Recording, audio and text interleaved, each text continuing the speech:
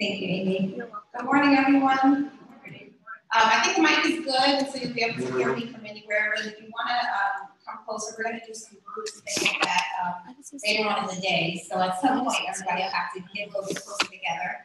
I always think it's helpful because then I can sort of like see, your reactions to what we're talking about and kind of like tune into you better to conversation, but wherever you feel comfortable. Sure, and then starting.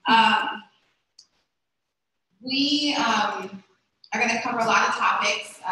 This is a topic that's really important to me personally. I was an in-home counselor through family preservation. Raise your hand if you're familiar with family preservation.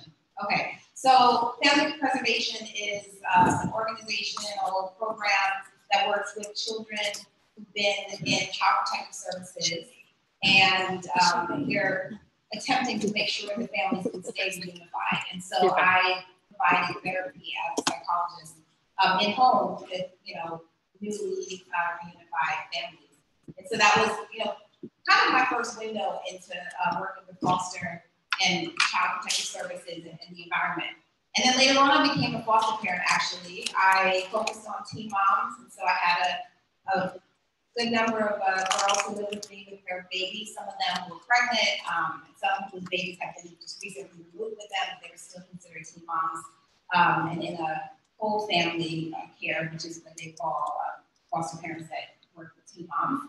And then a lot of times social workers would just call me up for other young girls who they felt like in a home and they liked kind of my environment. And so I ended up having a number of other children that weren't on the plan, but that I didn't want to say no to. But that was had nothing to do with my career, nothing. I mean, it's just something I always wanted to do since I was young. I'm not really sure exactly what it was about it, but it was something that when I first heard that there were children that didn't have a place to be as a teenager, I wanted to know, like, even who those children were in high school and in middle school. And so I said that one day I'm going to be a foster parent, and when the time was right, I did. And I'll talk more about some of my personal experiences with my foster children because it kind of informs the conversation that we're having. I worked in psychiatric hospitals in my practicum and internships during my doctoral studies. And unfortunately, the foster youth are in all of the most disparaging places in our society a lot. And so they're in the hospitals and psychiatric hospitals. They're in prison, where I work as a deputy chief psychologist in Victorville, California. And, every other intake, I was raised in a group home. I was with foster parents. What happened to your family? And, so we really have caught a lot of the foster youth in really difficult population, the homeless population. We know they're really high grade. And so I work with them in psychiatric hospitals. I currently work with adults, many of whom are foster children, and also with mothers with children in foster care system, as I said, working with teen moms. So I have a lot of personal experience in this topic, and initially I had sort of just mentioned a list of topics that I would be interested in, and there was a thought to combine the conversation about incarcerated parents with foster, with CIR, and I really appreciated their thoughtfulness about putting that together, because we've done this now, this is the third time, and for the most part, people have said that they've never seen this topic combined. And so it's such a large population of foster children that have incarcerated parents, or children in general who have incarcerated parents, that it's a topic that I think people should really become more aware of, and there should be more training. So I'm happy that they offer this, and hopefully it will open up to more trainings on this topic as well. So a little bit of what to expect. We're going to go through the journey from the child's perspective for the most part. Emotions can be strong sometimes in this topic. We're going to watch some videos. We're going to talk about some difficult cases. And so, be mindful to take care of yourself. If you feel like you need more clarification, you kind of want to, not psychology process, but get more thoughts about what we're talking about, feel free to interrupt. I am from New Jersey originally. I talk pretty fast, people tell me, and I move, kind of with a lot of fluidity in the topic, but I love to be interrupted. I want to know what you're thinking as I'm talking and as we're, sharing stories. So feel free to interrupt me at any point and don't feel like, you know, we have to, the agenda we have is set just to give us a place to start, but really, I'd rather be, you know, available to questions and understand the things that you're needing than to just kind of go through the list. But we're going to cover a lot of stuff, and so far people have felt like every bit of it they wanted. I must have done something. That's right.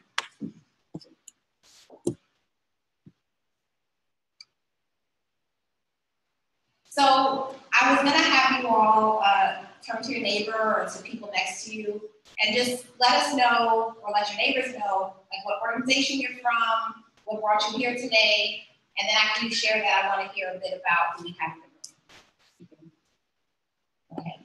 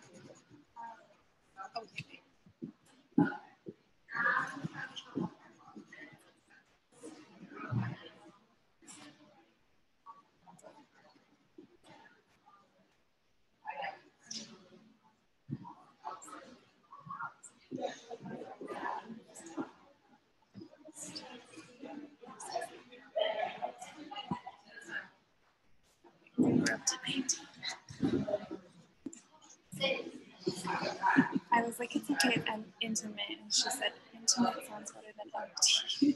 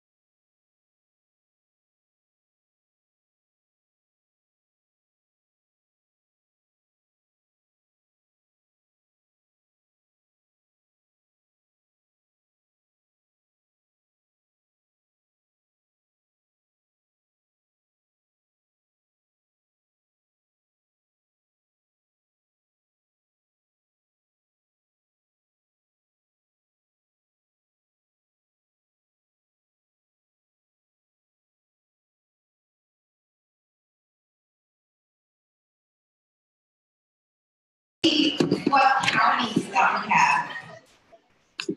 What county is this? This is Santa Barbara County. Okay, so raise your hand if you're from Santa Barbara County. Oh, just one person. Okay.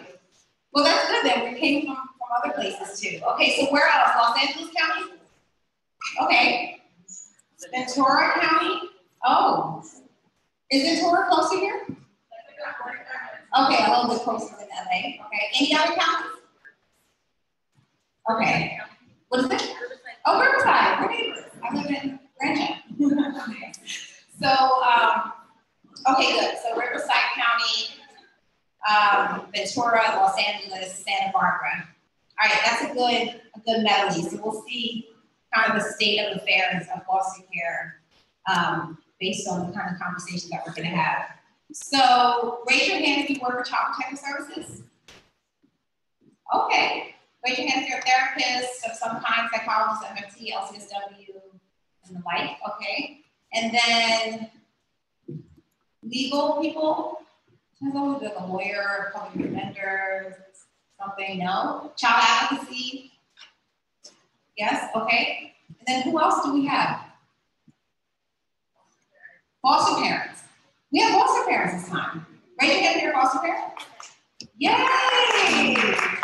I was really hoping that we would have foster parents in this training because this is like probably the most helpful for you. And it had been more people in the field, so this is going to be really great from that opportunity to source. I feel like there was a hand or two that we didn't get. So am I missing the area of practice? Subsidized childcare with, so for the parents? And childcare for the children, for foster children? For all children. Okay, nice. Do they do respite care at all for foster parents, or just like daytime childcare? Okay. The agency that provides subsidies for parents. So that can help everybody, but definitely foster parents as well. So does in that case, do the social workers work that process for the foster children, or the foster parents do with you? Who's contacting you for them? Oh, both of them. Okay. Okay. Right. Got it. Okay, that's great. Yeah, this could be good. It's always interesting because the conversation is going to be based on who's in the room. So I'm looking forward to that. Okay. So before I get into that, I realized that I wanted to just give you a little bit more of a sense, other than the fact that I was a foster parent and sort of my background in foster care. So I'm a licensed clinical psychologist, and my emphasis was multicultural community psychology. And so I have worked and studied and, had my, feet deep in cultural, cross-cultural communications, family dynamics, the impact of historical trauma on populations. And so I really look at everything, in a cultural lens as well. And so that was sort of kind of interplay in conversations as we talk about this topic. I was in undergrad, I went to Spelman College, which is in Atlanta, Georgia. It's an all-female historically Black college. It's pretty small, about 2,000 students in total, and so it's a very intimate setting. I studied psychology and religion. I studied abroad in Ghana, West Africa, which is kind of I feel like the beginning of a lot of intercultural training for me. And then I went on to study in India and culture, in Egypt twice, and did a study abroad in Oaxaca, Mexico, studying Spanish and indigenous culture, particularly Afro-Mestizo culture, because they have, which a lot of people don't know in America, they had slaves in Mexico as well, and they have a Black population that lives on the coastal region. And they're kind of just not really part of the mainstream population. So the school that I went to has an exchange that we go and learn a lot about the population. I was raised in New Jersey, I lived in New York, I lived in Virginia, I lived in Georgia, I lived in California, I went back to New York. And so I have a very kind of broad perspective, I think, of the world and a lot of different things. And I just say that just to kind of give you a sense of where I come from as I'm going to be talking about other different topics. I'm also a mother of two. I have an 11-year-old and an 8-year-old girl, and married for 14 years. Yeah, that's sort of my general bio, so you have a sense of me. Okay, so we're going to talk about trauma a lot, and I just wanted to give us just sort of an introductory idea, which most of us will have an idea, but I always, if we're going to be from different disciplines, so I want to make sure we're on the same page. So when we talk about trauma, we're talking about direct, threatened, or perceived close member violence. So either you feel threatened that your life is in jeopardy, or someone very close to you who is someone that you would feel like if they're threatened, you're threatened. It can include sexual violations, it can include car accidents and plane accidents, but it also could include, in some ways, I would say virtual threats, the sense that it's a hostile environment. And so, we would have conversations about people even feeling traumatized about the idea that something could happen to them at any time, and let's say that there was a bomb scare or a threat for a period of time, or currently right now, people who are aware that, if they are undocumented, there is an agenda to find them and detain them. And so it can create a real active terror with the sense that your life is in jeopardy and your children's lives are in jeopardy and things like that. And so trauma can be, both physical and sort of circumstantial. Trauma is unique to children because their ability to understand what's happening and sort of create memories that put it into a perspective is very limited because they're very much a lot of times in the moment. So something that's happening that may just be in one context could really overwhelm a child's perceptions because all that they can experience and that they realize is what's happening in the moment. They're very self-focused, so a lot of times children interpret a traumatic situation as personal, like it happened because of me, something that I did, and so there's a lot of blame and self-focus around trauma for children that's different than adults. They don't have the words to say what happened to them a lot of times to explain how they're feeling about it, and so what happens is if you have the words to express what you're feeling, like basic sort of like psychology theory, you can talk about it, you can work through it. But if you can't talk about it because you don't really understand what happened, or you can't speak at all because you're two and you have very limited language, so you're just having images and experiences, they just kind of somaticize. They go into the body, they go into deep parts of the consciousness, of the unconscious, and they just fester and move and match up with different things. So a sight and a smell and a sound are attached to the experience with no logic. And so it's very difficult to pinpoint a lot of times the impact of trauma in children because they can't explain why they're just so anxious. And so a lot of times with foster children, we have children that have had all types of experiences that even if they have a case and you have a list of things that they experience, there's also things that they weren't able to communicate that they experienced potentially. And so it's just important to get a sense of how to read trauma, and we're going to talk a lot about that today. And then there's conflicts between needs for attachment and then safety. And so if your primary caregiver is abusing you, but they feed you, then you need them. And so there's a lot of cognitive dissonance, like a very difficult psychological, I love you, I want your attention, please hold me, care for me, soothe me, but then don't get too close because when you do that sometimes, and other times you hit me or you yell at me or whatever it is. And this could be for the birth parents, it could be in the foster home, it could be wherever it is. And so, just understanding that with children, it's not very black and white, which is also one of the things that I always get concerned about, investigators when they're trying to assess what's going on with children, that they're looking for an adult way to communicate what happened. That's very linear. So you'll ask a child that was sexually abused by their father, does your father ever hurt you? No, my dad loves me. We play together, blah, blah, blah, blah. And then you ask a specific question, well, has he ever touched your vagina? Or do you know, have you ever felt, something here? Well, yeah, but we were playing. And so, it's really easy to misread children's communications because there's not so much indifference, but they literally are in need of people who care for them, and they do have love and affection and are trying to attach, but also could be harmed. And so just some of the unique dynamics with children. So to kind of get us all in the framework of foster children, obviously there is a gamut of reasons that people come to foster care. Some were in very secure attached homes, there was some kind of catastrophe, and so then they're in the foster system. But for a lot of our youth in foster, there was some type of trauma, some kind of neglect, some kind of instability, and problematic situations in the home that brought them into foster care. So we're going to take a look at a girl's story and just to give us a sense and a place to kind of start in our conversation.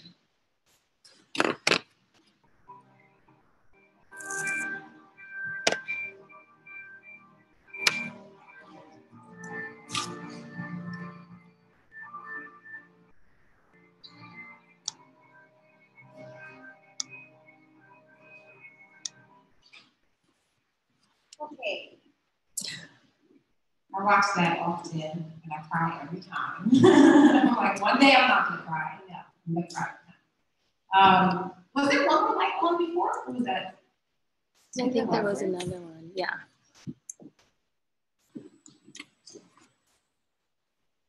I want to say that I think it's really important when we're having sort of intellectual conversations about topics that deal with humans that we get into like a heart space about it, because that's where people are, that's what's happening, and that's what motivates the care that we're giving.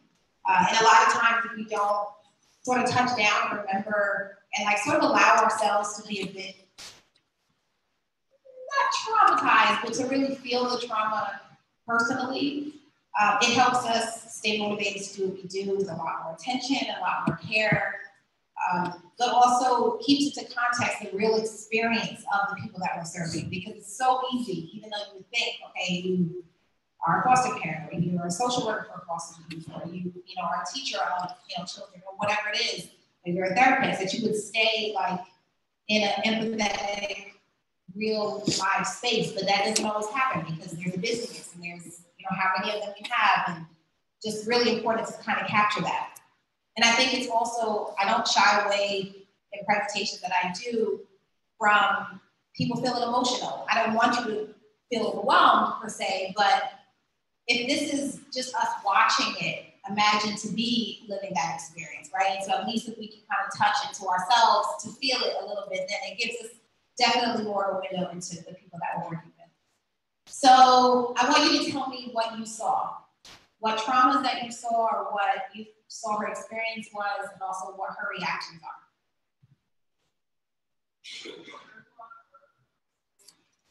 There was a lot of verbal and physical abuse, abandonment, lack of attention, lack of nutrition, lack of sleep, bags under her eyes.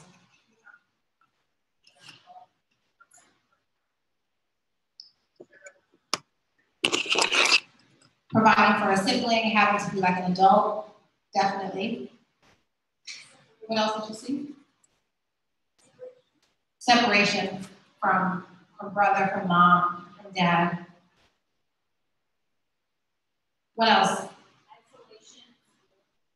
Isolation in school, for sure. You could tell where do you fit in that story? And that isolation is something that carries on way past the trauma, especially for our foster youth, feeling different in the school system, and their lives are so different. And it's like the mommy tea and the daddy this, and it's like an endless thing with parent, teacher this, and that's always kind of like a triggering thing, for the foster youth. Anything else that you saw? Fans. Say it again.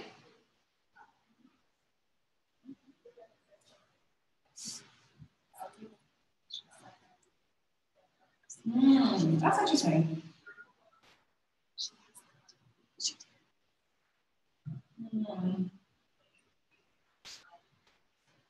I need to feel a sense of worth, and so the example of that was that she, then wanted to feel valuable, so she took care of her brother and wanted, to have a role, and that she wanted to be acknowledged. Like when she finally put the dress on, she wanted her to see, hey, I got it together, and I liked it. And a lot of times, by the time our foster youth get it together, people are tired of them, and it's just been too much back and forth, and they've been working with you for how long, and this one time you say, okay, I'm gonna behave, or okay, I'm ready to work in school. It's like nobody's convinced anymore, and it's hard to keep that empathy for what their coping level is to even tolerate the things that we feel like people and children should be able to do easily. It can be really challenging. So we talked about parentification. I saw a lot of attachment stuff. I know we kind of hinted to that as well. Who did mom run after when the police came?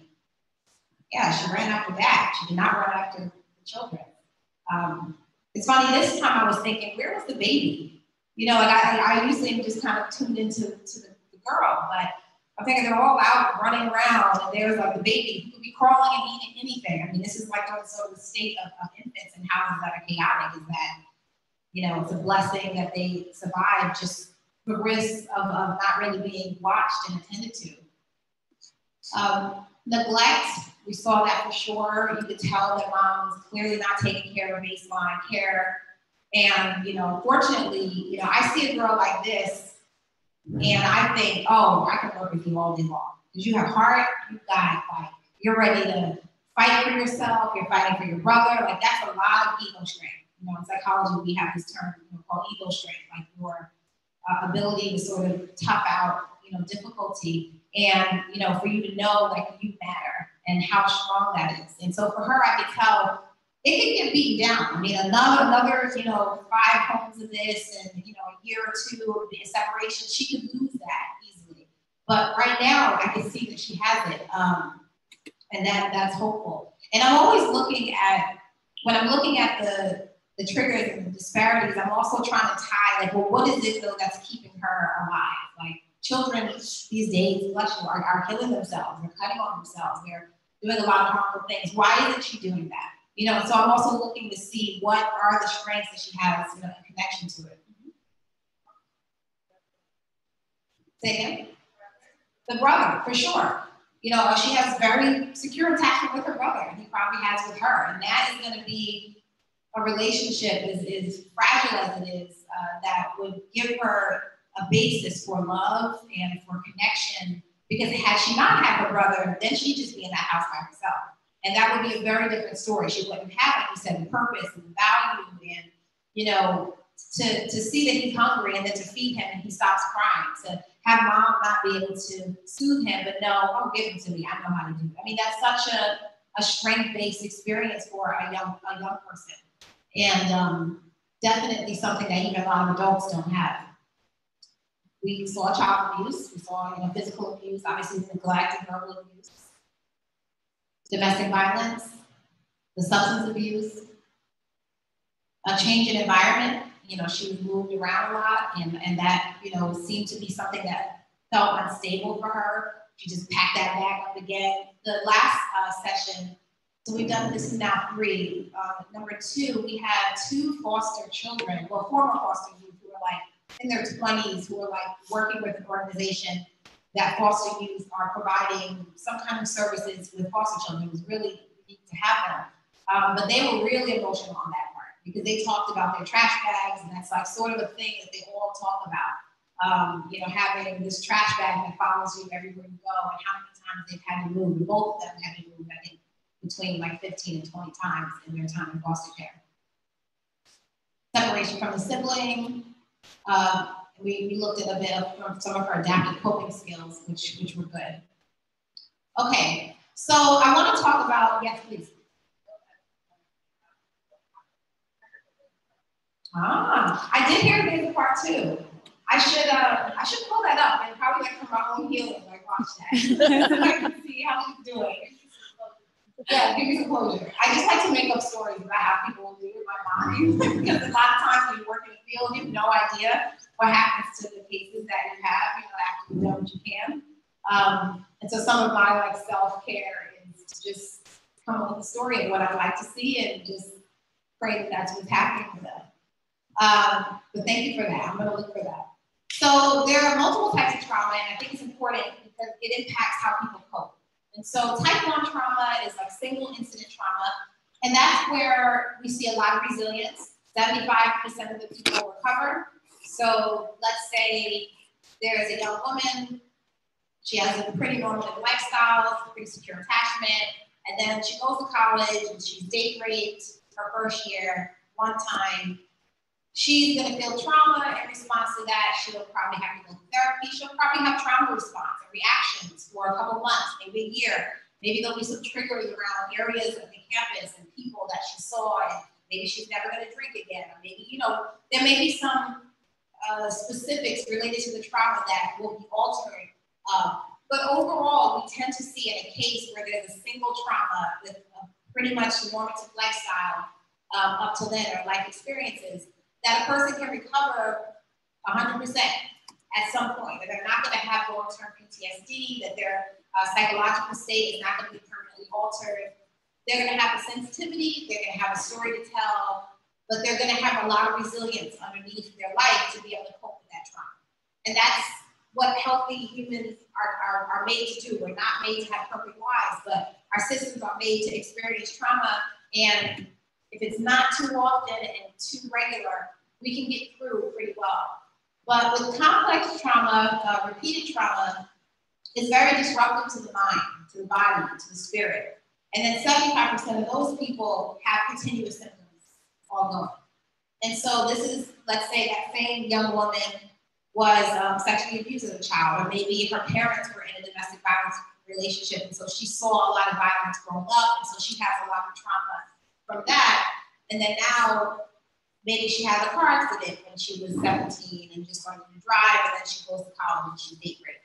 Now this young woman, we would expect, and not necessarily, but that she could have some long-term challenges with trauma and coping, because over time, when you experience trauma, when it's one time, the brain sort of says to itself, okay, that was a situation, it was terrible, hopefully that will never happen again, and then you kind of go through a period of time of safety, you go back to the school, you go out to eat with friends, you go to a party, you have a drink, you wake up, everything's fine, there's no, nothing like that happens. And so your brain says, yeah, this was circumstantial and we're safe in the world. But if you experience trauma repeated, then your brain basically just says there's something happening here. There's something wrong with us. We're attracting it. We're magnets to trauma. Everywhere we go, something can happen. This is a dangerous world. We can't cope. What are we going to do? And so you can imagine the level of hypervigilance and difficulty coping with challenges, because there's a hypervigilance about this could be really bad. Bad things have happened before, and they keep happening. And so it's really important to know whether or not there have been repeated traumas or a single trauma. And so when we're working with young people, I really want to know right away. Like, I want to know their early child experiences. I want to know what the environment was like. So if there was a situation where, I had a case, there was a suicide. The father killed himself in the home, and the family, all the kids, and the mom, everybody found it in the closet in the house. And so I'm responding to this 10-year-old who herself then, she tried to jump off a banister in school. And she had repeated suicide-ish behaviors. And so that was the case. Okay, we have this girl, suicidal, dad, had killed himself as well. And there was some. So what I really need to know was, okay, was that the first time something traumatic had happened? Because there are 5 other kids in this house and nobody else having this kind of trauma.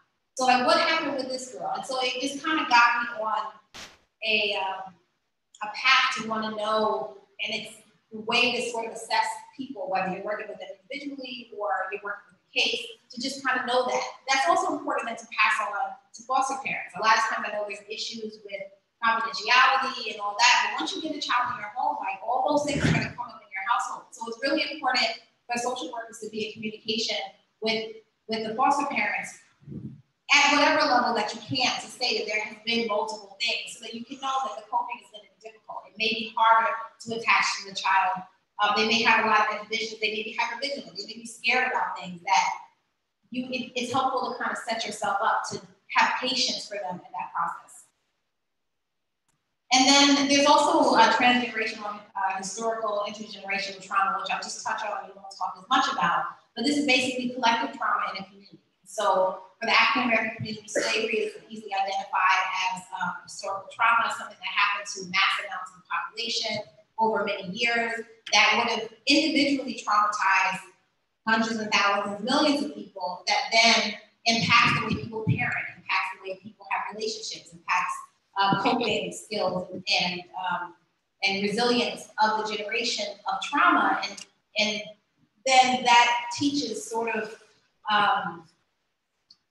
deficient coping strategies to the children, right? Because if you're a mother and you're, let's say, different scenario, the Holocaust survivors really have highlighted a lot of the conversation about historical trauma.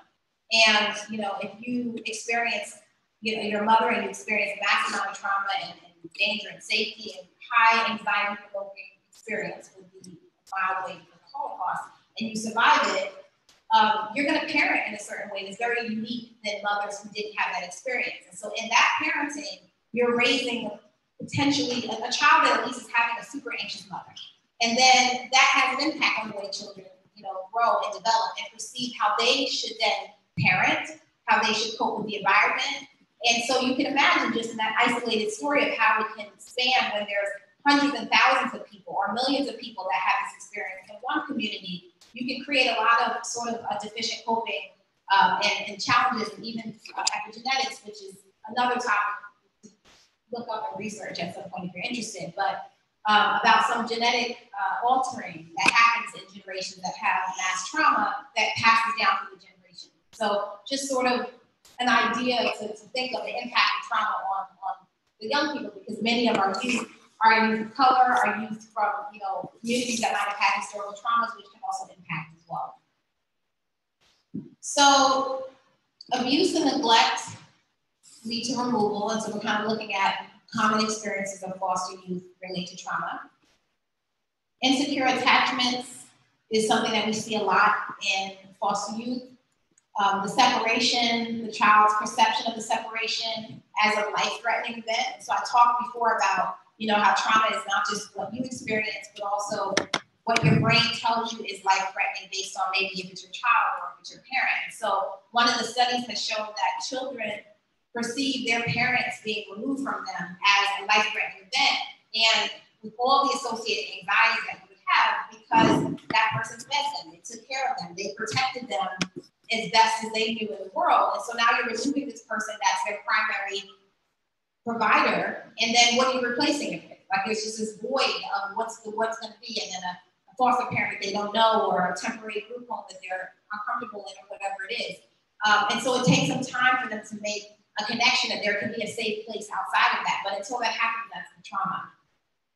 And then entering the foster system can be traumatic, unfamiliar environments. Kinship caregivers have some unique challenges. So even if they give to an aunt or to an uncle or to a cousin, a lot of times, those families are taking, not in all cases, but out of obligation because this is family, but they weren't planning on it. It's never convenient to just, for most parents to say, even when they got pregnant, it's like no convenient time to have a baby, because usually you can't predict like all the needs that you're going to have and the changes in your life. And so there can be somewhat of resentment with kinship care as well, even though that we consider that a better option.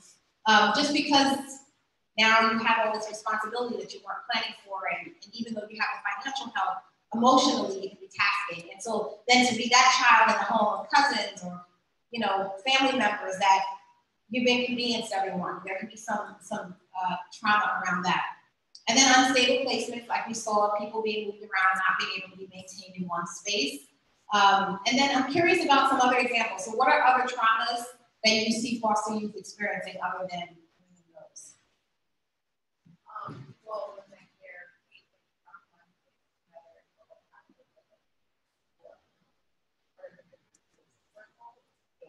I've noticed that people are apprehensive. Some people, not all people, are apprehensive. Also, two things. Not a kinship, but for me, a lot of my family members figured this out. They didn't want to get my habit. They didn't want to get her either out first. Possibly be there to help.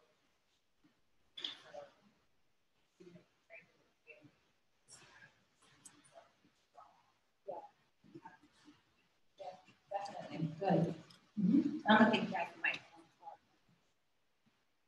Good morning. I was just going to say that one of the things that I struggle with as a foster parent and as a child worker, social worker, is the definition of family.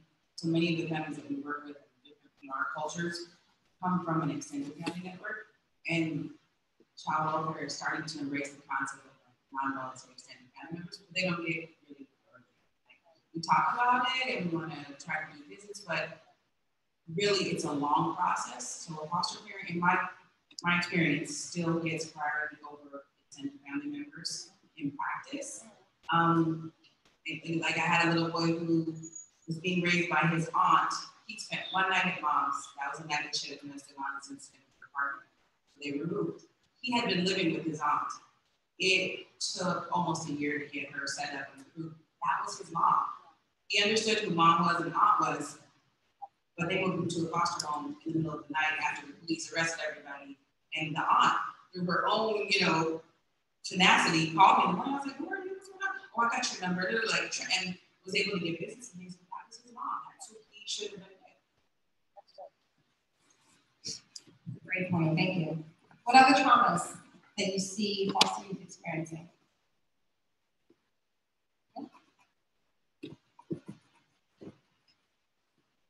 When I was a preschool teacher, I had a classroom of 4-year-olds and 3-year-olds. And the 4-year-old naturally navigated those 3-year-olds' needs. She was caring for her, she was trying to change her diaper, and the mom had that tension to spread out. Those two were with a relative, her niece at home. So while they were at the daycare, because they had a history that the 4-year-old was teaching, he was like, at the center, she was going to be the same, and the 3-year-old was crying. She was kind of soothe her, give her cheer. Naturally, she felt like I need to take care of her. Yeah, definitely a lot of parentification. And also that then is like not taking care of your own needs too, because I'm sure that 4-year-old could have been playing rather than changing diapers. And they're in an environment where they're supposed to be doing stuff themselves, and they can't allow themselves to enjoy it that way, which we see a lot of. That's good. I just had some arbitrary break times in there, but we're not at 10:30 yet, I guess, so we're good. So, okay. So then we're going to add on to all this if the parents are incarcerated. So we have 2.7 million children about in the US that have a parent that's in prison. Did you guys realize that we had that many? Yeah, right? It's a lot of children with parents in prison. So when we kind of look at this issue, demographically, among African American children, 1 in 9. Among Hispanic children, 1 in 28. Among white children, 1 in 57. Unfortunately, they don't do greater statistics with other populations. But I'll tell you from what I see, at least in the federal system, among the Native populations, a solid amount of them have children. Now, that's not a large population in America, so it's not a large population in the prisons, but just, you know, I'm seeing this across the board, that any race that is in prison, that a good percentage of them are parents, and therefore their children have an incarcerated parent. And then it also depends on where you are. So this is like a national statistic, but if you're in California and you're in a room with Hispanic children, this number is going to be a lot higher because we have such a high population of Hispanic children here. So they're sort of looking at the whole nation. But I see a lot because of the demographic of the population of who we have incarcerated in California, that we are going to see a bit of higher numbers in that locally. So what's interesting, and this is, we'll talk about the ACEs, the adverse childhood experiences a little later, but we see a connection between children with incarcerated parents and health issues. And, you know, we know that coping and stress interplay with physical health. And so PTSD is high at 72%, anxiety at 51%, high cholesterol, asthma, migraines, ADHD at almost 50%, marijuana use, depression, behavioral problems also almost at 50%, and then developmental delays, learning disabilities, and delinquency. So a lot of high risk for children with incarcerated parents. And so tell me why that is. Why would they be at a higher risk than other children for those kinds of health issues? Because of the trauma? Mm-hmm. Sure. What else? So why would asthma be elevated with this population? Any ideas? Yeah. Smoking, you know, like really adverse environmental issues could be related for sure. You know, is that stress? Yeah, stress is definitely very connected to asthma as well. And really, you know, if you have, you know, you look at the population of incarcerated adults, and then you think, okay, well, what are the crimes? And then what is the lifestyle that you would be living in to have such crimes? So high drug use, selling, or distributing, violence, all forms, and then probably there's TV, and there's exposure to violence in the homes, and the trauma, not just personal to them from the parents, but also what they may have seen. A lot of, the youth and adults who used to be foster children tell me about having seen people be killed, having seen people be raped, like witnessing other traumas around them just because of the criminal lifestyle their parents lived. And so this is definitely something that makes for a riskier situation. The arrest is something that we don't often think about, but it's also a very traumatic event for children. If they're there to witness the arrest of their parents, it's devastating. There was a girl, and it wasn't meant to be an arrest, but her mother had mental health issues. They were on the side of the road, mom, having hallucinations, the child is there, somebody calls Child Protective Service and then the police, and everybody shows up with the lights, and because they're kind of like in this part of the road, and it looks like there's something that needs to be responded to. And so the police are trying to approach mom, and then mom becomes hostile and agitated because she's in a psychotic state. She starts fighting the police start fighting her back, and all the while the 7-year-old is standing there in shock and in terror with her mom being put on the floor, being put in handcuffs, being held face down. And that wasn't anybody's intention in that case. It was sort of just a response, and this is what they felt they needed to do to mitigate the situation. But that's a common experience for children to see. They say, putting handcuffs on a parent, even just in the presence of a child, is a very unique trauma. And so what I'm saying is that a lot of police departments, because of advocacy groups, have become aware of it, and they're trying to come up with better strategies when they're arresting parents, which you're arresting people every day. So probably at least half of them are going to be parents. And so that's really hard to do law enforcement, but then also think about the children. But there is a lot of push for them to be doing that, which is helpful. I've been happy to see a lot of police commissioners and deputies, sort of doing trainings and talking about the impact. And this is, kind of what we're talking about. And so it can have a long-term traumatic impact: shock, intense fear, anxiety, anger toward the arresting officers, long-term trigger of seeing police. So that child, every time there was a police car, every time there was a siren, every time, it was, if the police come to the school to do a career day, terrified, and you almost, triggers are something that it's hard to tell somebody, hey, these are all the triggers this child's gonna have, so be careful not to, you just have to go through the day and see what comes up and sort of deal with the situation. But definitely something for all of us to know that can be intense. So you wanna know, as a question from the youth that you work with, have they experienced any, arrest traumas? Did they ever, if their parents were incarcerated, were they there when their parents were taken away?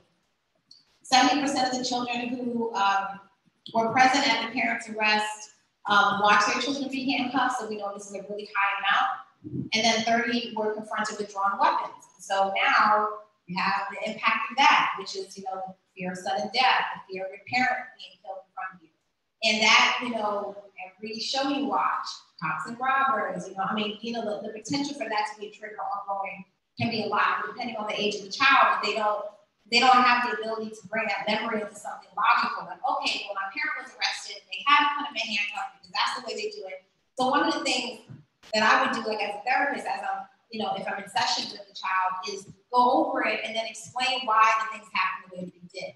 And that's something that you can do as a foster parent. That's something that you can do as a social worker.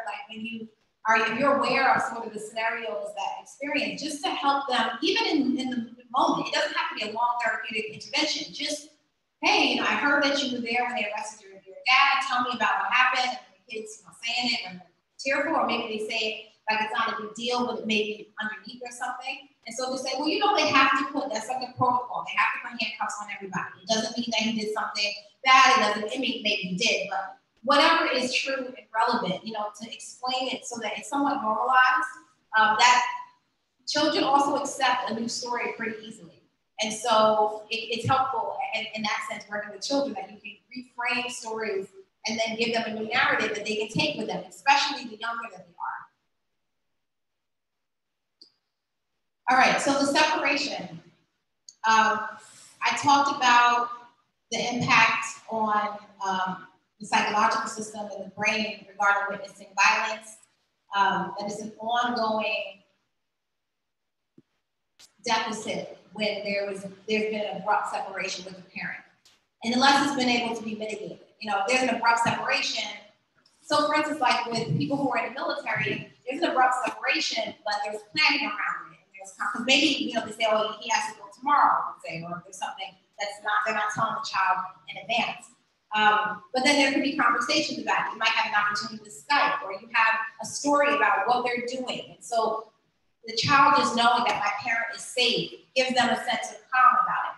But if the parent is arrested, then the child doesn't know what's happening. And then it's just whatever's running in their mind. They might be beating my dad up. If they're old enough, my dad might be getting raped, or my mom might be getting raped, or, you know, she might not be eating, she may be cold, she may be hot, you know. And then a lot of times, you know, children do have strong attachment to parents. And so they care about what's happening with their parents, and it creates another level of anxiety.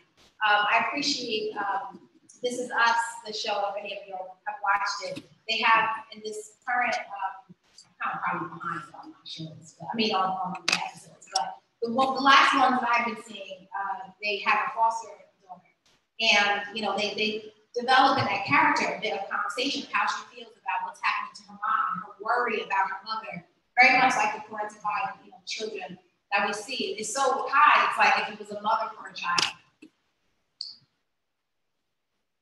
Elicits feelings of abandonment, insecurity, looming danger. Okay, they've taken my parents. When are they going to come for me? What's going to happen?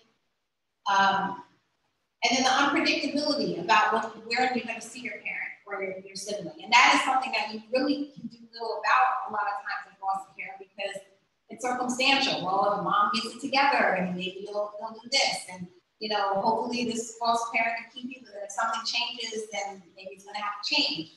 I think there's an intention to try to keep siblings together. I see that as a goal that is on paper. It doesn't always happen.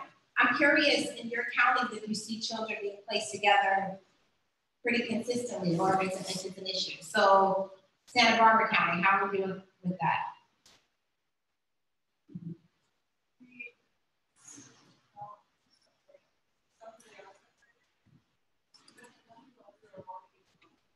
Okay. Yeah. So sometimes they're separated, but they come to you after, so they've already been separated. Which you well. Mm-hmm.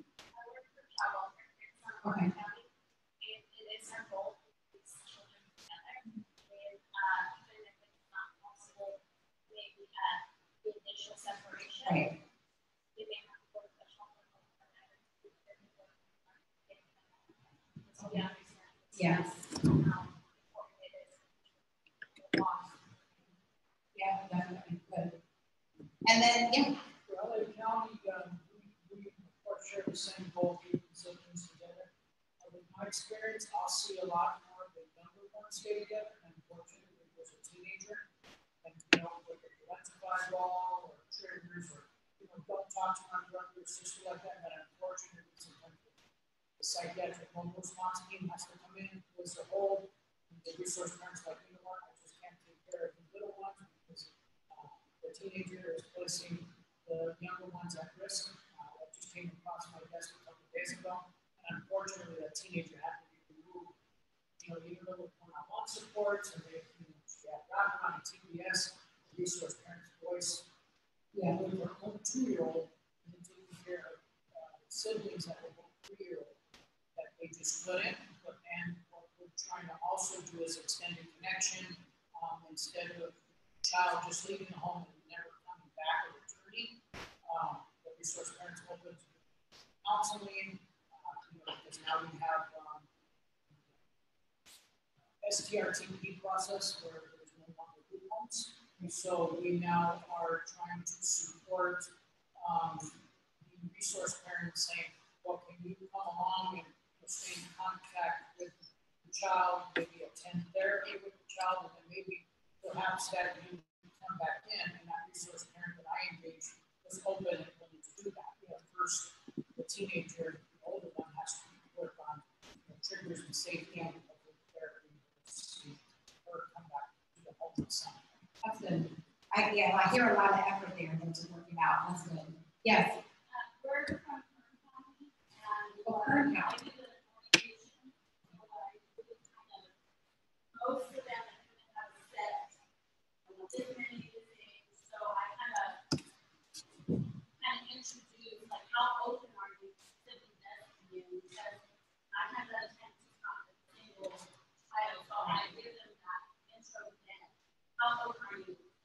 say 9 or whatever, an 11-year-old sibling comes in and goes, oh, yeah, I want to separate them. So, Right. have you seen it at the beginning? Yeah. That's key to feed that to the foster parents as you're training them. And I would say, like, you know, I'm not saying don't give them an option, but like, you know, it's like this is what it is. Like, we have children and really pulling at their heart about how important it is, and also how much easier it'll be to have a child that's happier because they're with their sibling. Yes.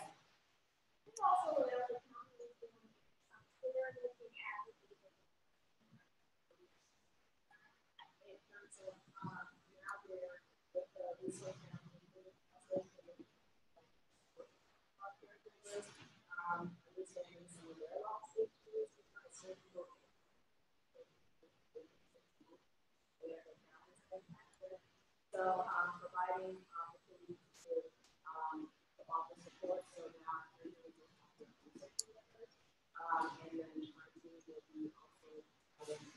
work with them. So the caregivers have their own social worker for themselves, in addition to the children having social workers. That's very good. Is that new? We're transitioning into that Nice. mode right now. I feel like that would also, you just need so much support in that role, and the child social worker is great, but they're focused on the child, and so your needs are sort of secondary to that, and they try their best, but to have someone focus on the foster parents, I think that's amazing. That's awesome. Ventura County does that as well. See, there are lots of improvements happening in the world. That's great. Okay. Visitation in prison. So, just to kind of give you a sense, raise your hand if you have any experience with, have you ever been in a prison to visit anyone, or help the child visit anyone, or personally, whatever it be, just yes. Okay, great. The last, like, I have not known maybe one or two people in the last one had. That's good. So then you can give some examples of things when I'll talk about it. So just to give you a general idea, if you haven't, there are different types of visits that you can have when you go to a prison. There are general visits, and they have on a certain day, Saturday between this time and this time, and it's sort of like a free-for-all. There's kids coming as adults, there's lawyers. Then there are video conferencing visits where it's the one-on-one, and that they're set up, you know, through the prison and maybe some agency. In New York, they have a library that does video conferences. In some places, they have it where you can do it from your home computer. It just kind of depends on where you are and what the facility provides. And not all of them provide video conferencing. That's really a newer thing. It's something that we're really trying to push because there's a lot of separation and distance. And so a lot of times the families can never visit because they move, you know, the inmate population so much. Phone calls, obviously, they're usually limited to about 15 minutes.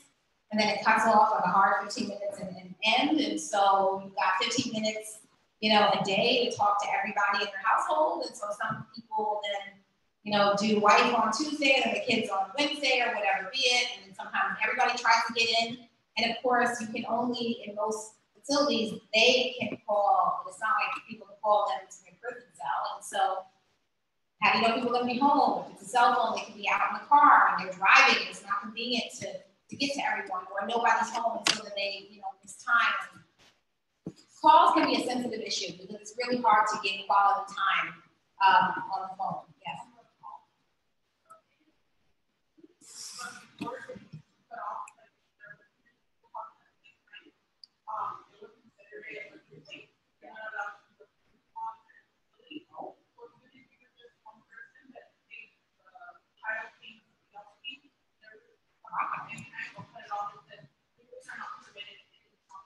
Madness. Okay, so they wouldn't do group calls, and so there was some detection device on the phone, and if it was multiple people talking, then they would shut the call down.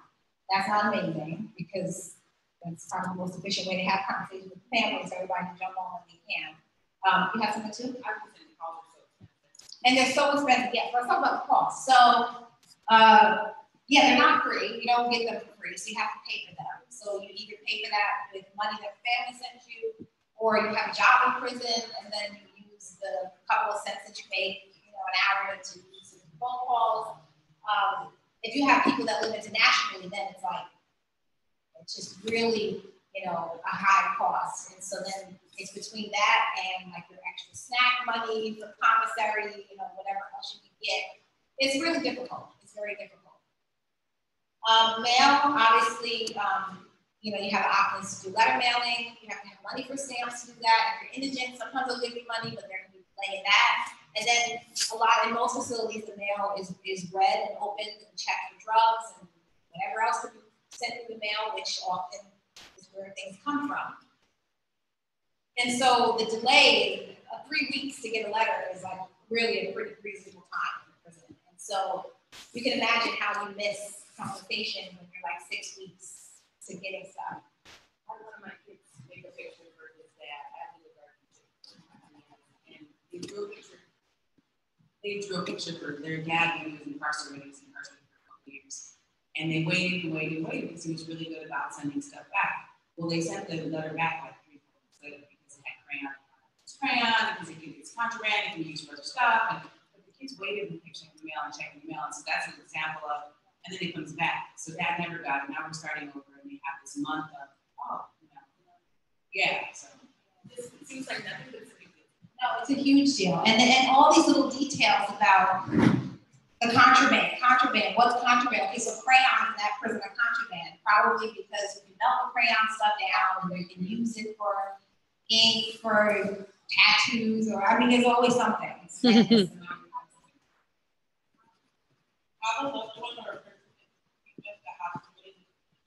You have to basically become educated at the facility because certain facilities you can't even put lipstick. Like some people they like part that's considered contraband. You don't know what's on. So like for me personally, I learned to photocopy it. Just photocopy it like the color. That way there's no problem. You can scan everything. Certain facilities now are starting to even email it. You can email them and they get it instant. And there's a couple of facilities now that they're allowing them, you have to pay for it though, but they're allowing them to send an email. So they're starting to become more user friendly. Those are great resources, thank you. And I forgot to add that. Emailing is definitely an option. I'll add that to the slide in the future. And then there's Children's Day visits where basically they set a time in the nation where people can come to all prisons and visit. And those are very child-friendly, little child-friendly. They have games and popcorn sometimes and cotton candy, and they try to make the screening process a little bit more peaceful. So that can be a good time to come because we actually did one when I was at another facility where we did a sleepover with just the moms with kids under 10. And it was the first time it had been done. Lots of people thought it was a terrible idea. Some people were, going for it. And we had a female warden at the time, and she was adamant that, these minimal security women who have babies at home should have the time to just spend a length of time and just kind of do some bonding. And so we did it, and it was very successful, and it was a really beautiful experience, maybe the last to ever happen. It's like she got it through, and then I've never seen that on the list to come up again. But there are these initiatives that agencies will come up with to try to create some bonding opportunity. So I'll stop there because I think we're at a break and I'm going around. Okay, so visitation in prison. Just to wrap this part up. Some of the challenges to maintain relationships with the children. Female inmates generally receive less visits than men. And so I'm going to kind of talk about now, we talk about visiting in prison, but I'm going to talk about the actual incarcerated parents themselves and their experiences. And a lot of the mother experience is what I'm going to talk about as well. So according to Rutgers, 59% of fathers and 58% of mothers had no personal visits from any one of their children. So that's like pretty much half never got visited by their children. And so the question is why does that happen? And I'll tell you from what I see, even despite the fact that statistics look kind of similar, is that women in general tend to receive much less when they do. So even let's say they may receive a visit, women, But the men may have received 25 visits in the course of their time, and the women maybe had 2. And so we're gonna kind of look at why would that be the case? Because you would think the mom should get visits. A lot of times there was a stronger attachment with mom. So entering the correctional facility is very stressful. Everybody who raised their hand and said that they had visited knows that that is like not something you want to do on any day. And if you do it with children, I mean, even going like to the airport with children or going to the movies with children, it's like a whole work. Going to the store. I mean, I can't think of any outdoor event. Restaurants. Going to restaurants. It's like, it could be traumatic. I mean, I've had parents that I've worked with who were like processing out like their emotional trauma around taking their children out in the world because it's unpredictable and then they do weird things and it's embarrassing and blah, blah, blah, blah. And so add to that an environment where there are expectations that have like a really negative consequence. So you could be loud at a restaurant, everybody looks at you funny and parents and their kids. But in a prison, if you come in, I'll give you an example. Like children like to run off, right? Like a little 2-year-old snatch your hand and they just want to go and do something. Well, you do that in a prison through security, it's a problem. And the response is going to be like a show of force as though a gunned man ran through security, like this little 2-year-old who's, you know, going through everybody. And so it feels hostile to the family. It can be traumatic to the children. Somebody's yelling, get back over there, you better control your kid, one more time, we're gonna kick you out. And you've ever been driven 2 or 3 hours or flown somewhere to see the person. And if you get kicked out because of the kid, now you're mad at the kid and it's just a whole work. So this is sort of like, you know, kind of a bit of the setting. And so people don't want to do that. They don't want to bring the kids to the prison to see the parents because it's stressful for them. And it's also stressful for the children. The location, the farm, like I talked about, men tend to be less willing to visit women, and fathers tend to not bring the children to the mom. Now, tell me about what you think about that. Like, why would that be?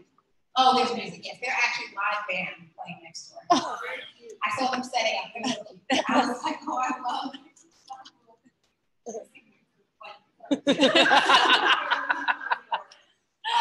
I have such a soft spot in my heart, but I can tell they're about to get so we'll see how you do. Let me know.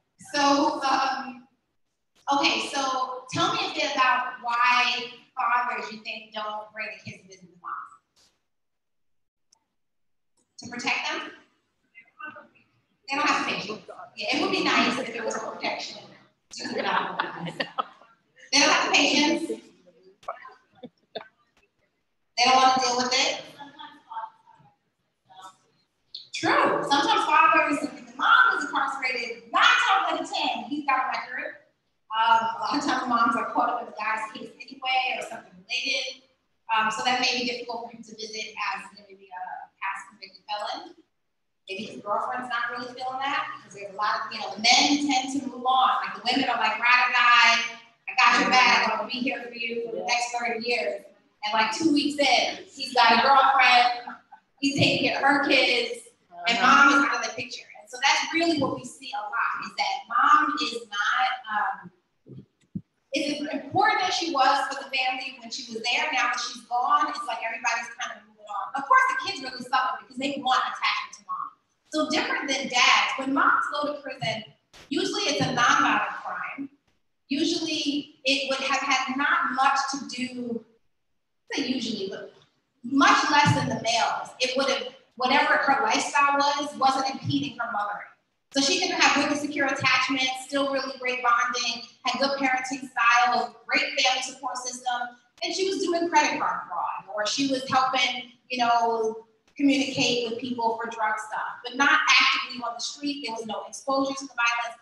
So a lot of times, you know, this is a really devastating thing for a child because this was a very much so good enough mother. Okay, so I'm using that term as like a clinical term of that you could just be a parent, and as long as you're doing basic things and you know have decent coping skills, it's good enough and creates a lot of strong attachment.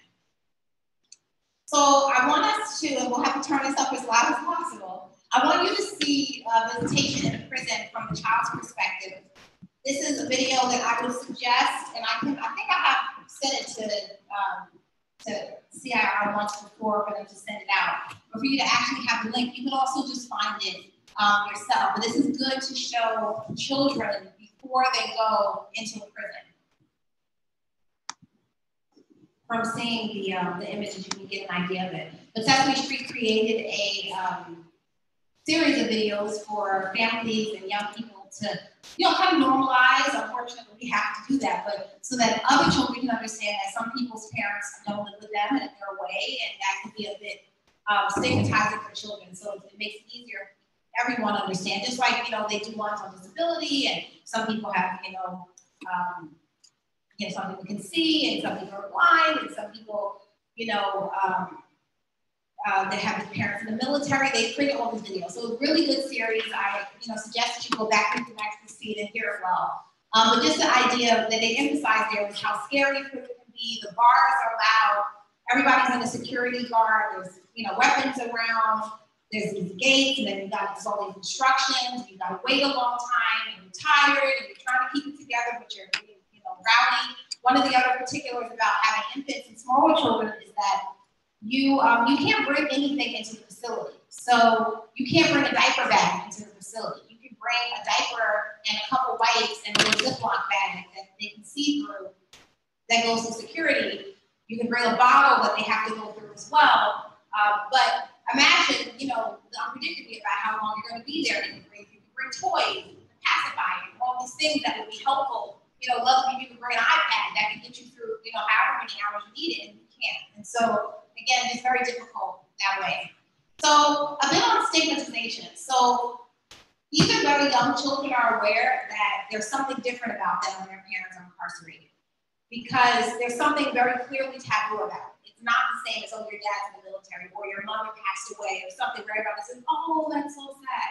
If somebody mentions that your parents are incarcerated, a lot of times people's response, unconsciously as it may be, is like, oh my gosh, now we know what we're dealing with, and it's like, well, so a lot of that gets projected on the child, where they feel like there's something wrong about them because their parent is incarcerated, as though they did a crime, and they really are treated in the community like something that they did.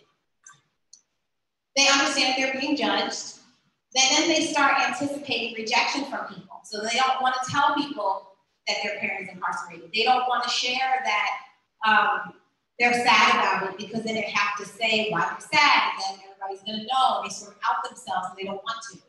So it leads to avoidance, and in their interactions with others, it can lead them to not want to be as friendly with children, because then they're going to come by the house and they're going to find out.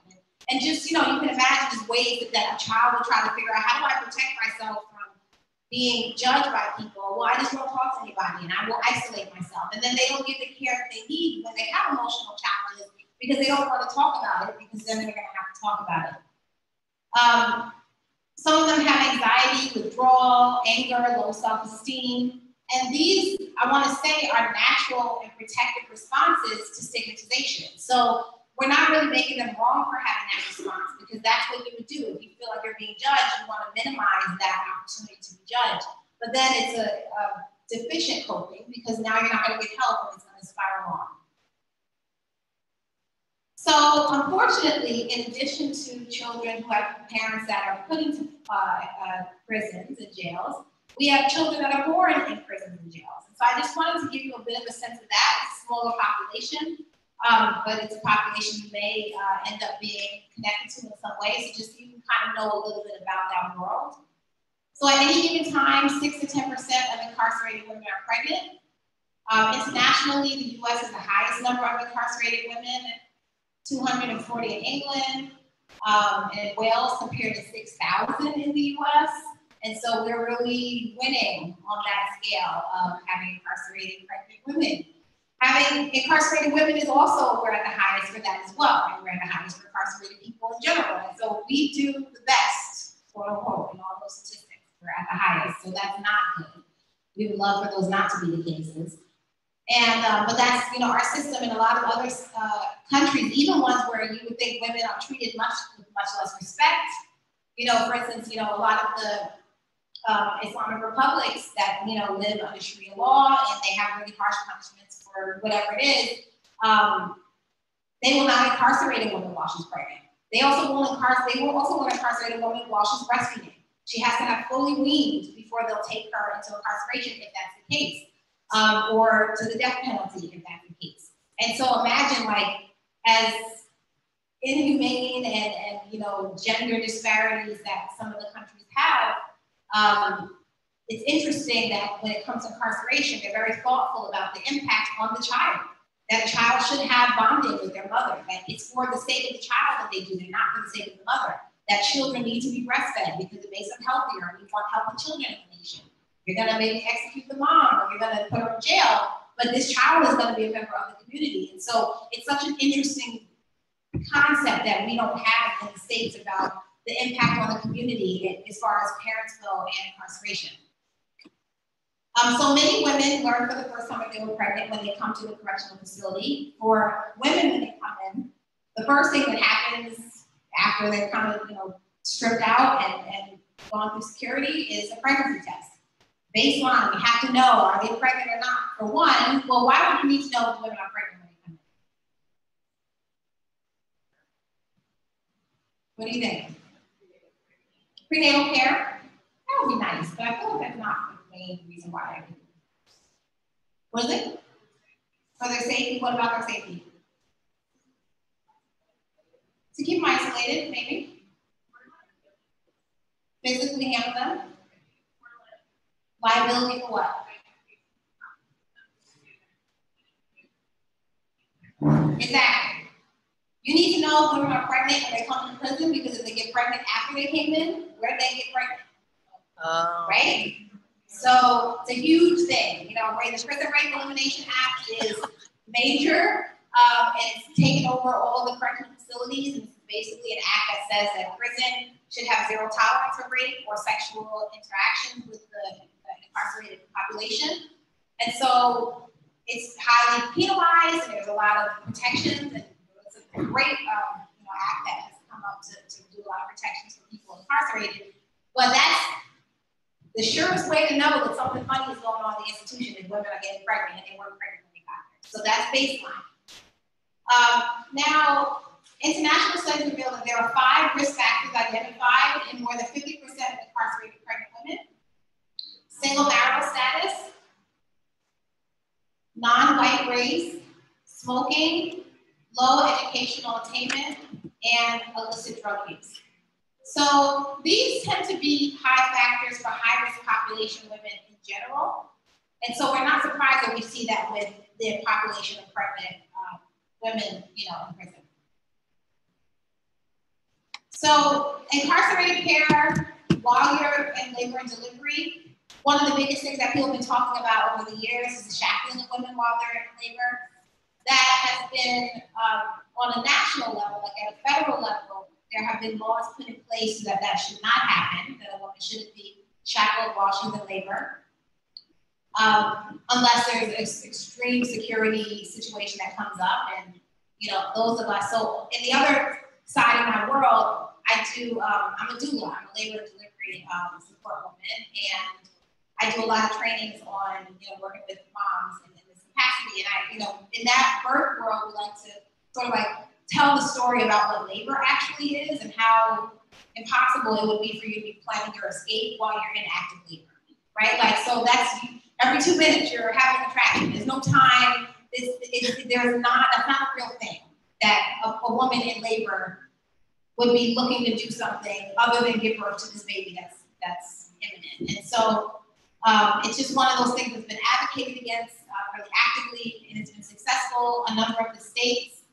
21 of them in the states have anti-shackling laws, but then that means that other than all the federal prisons in those 21 states, the others don't have laws against that. So it is still very actively happening. California is one of the ones that has an anti-shackling rule, but there's still some kind of concern about how it's actually enforced, and that it's actually enforced. So this is, to be continued on the list of things that people are fighting for.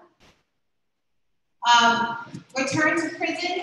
So they get a brief bonding period, about 24 to 48 hours. So what usually happens is, once the baby is born, once the doctor says the mom is healthy enough to return, just like any of us, or if you're at the hospital and you have your baby, when they say it's time to go, then you go, and then the baby goes somewhere else. And so what we hear is a lot of times the women, trying to convince the doctors to give them C-sections, because then they tend to have a couple more days where they have to be in the hospital, and so then they get more time with their baby.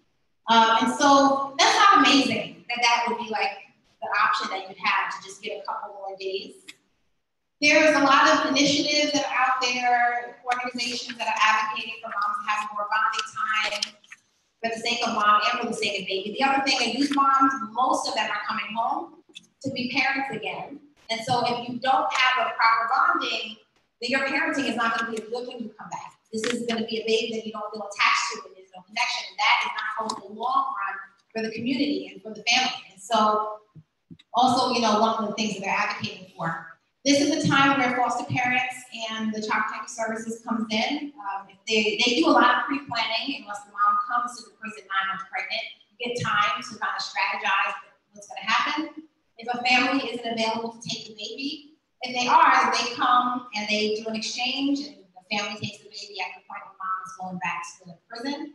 If not, then the social workers come and pick the baby. Curious if any of you have been on the receiving end of a baby coming from prison?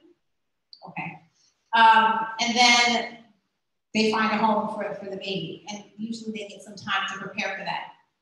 This is a very difficult time. When moms come back, there's a lot of postpartum depression and emotions related to that. You can imagine, even though you've given up your baby, at that point, you still have breast milk that's going to come in 3 days later. You still have a lot of stuff that's happening.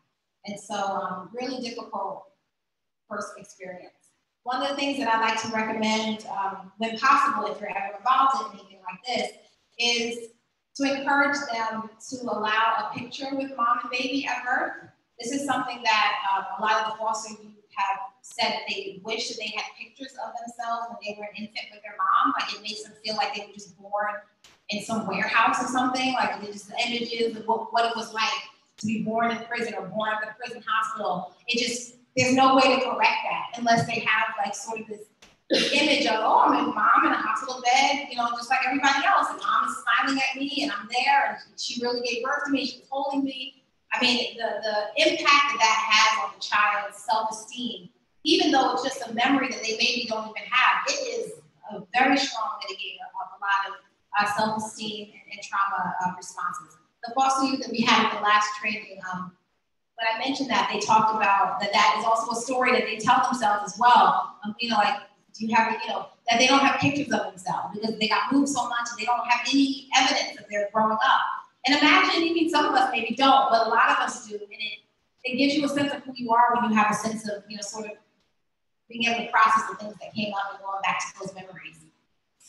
So on the positive side, some of the prisons have created programs or will enroll their pregnant moms in programs that are like maternity programs. So most of them, they go there at the end of their pregnancy. They give birth at a kind of community-based hospital in a very cushy, mother-friendly, baby-friendly environment. That's not, they only allow women who are low security anyway, and so that there's no shackling would never be a place where you feel like it was a typical situation. And then they're able to come back and do parenting programs and lactation and to rescue their babies and to stay with their children, sometimes up to 5 years, but the average is like 2 years or so. And so those are really amazing programs. We have one of them in California, in Northern California, the MET program, which got shut down. Now the closest one, I think, is Arizona.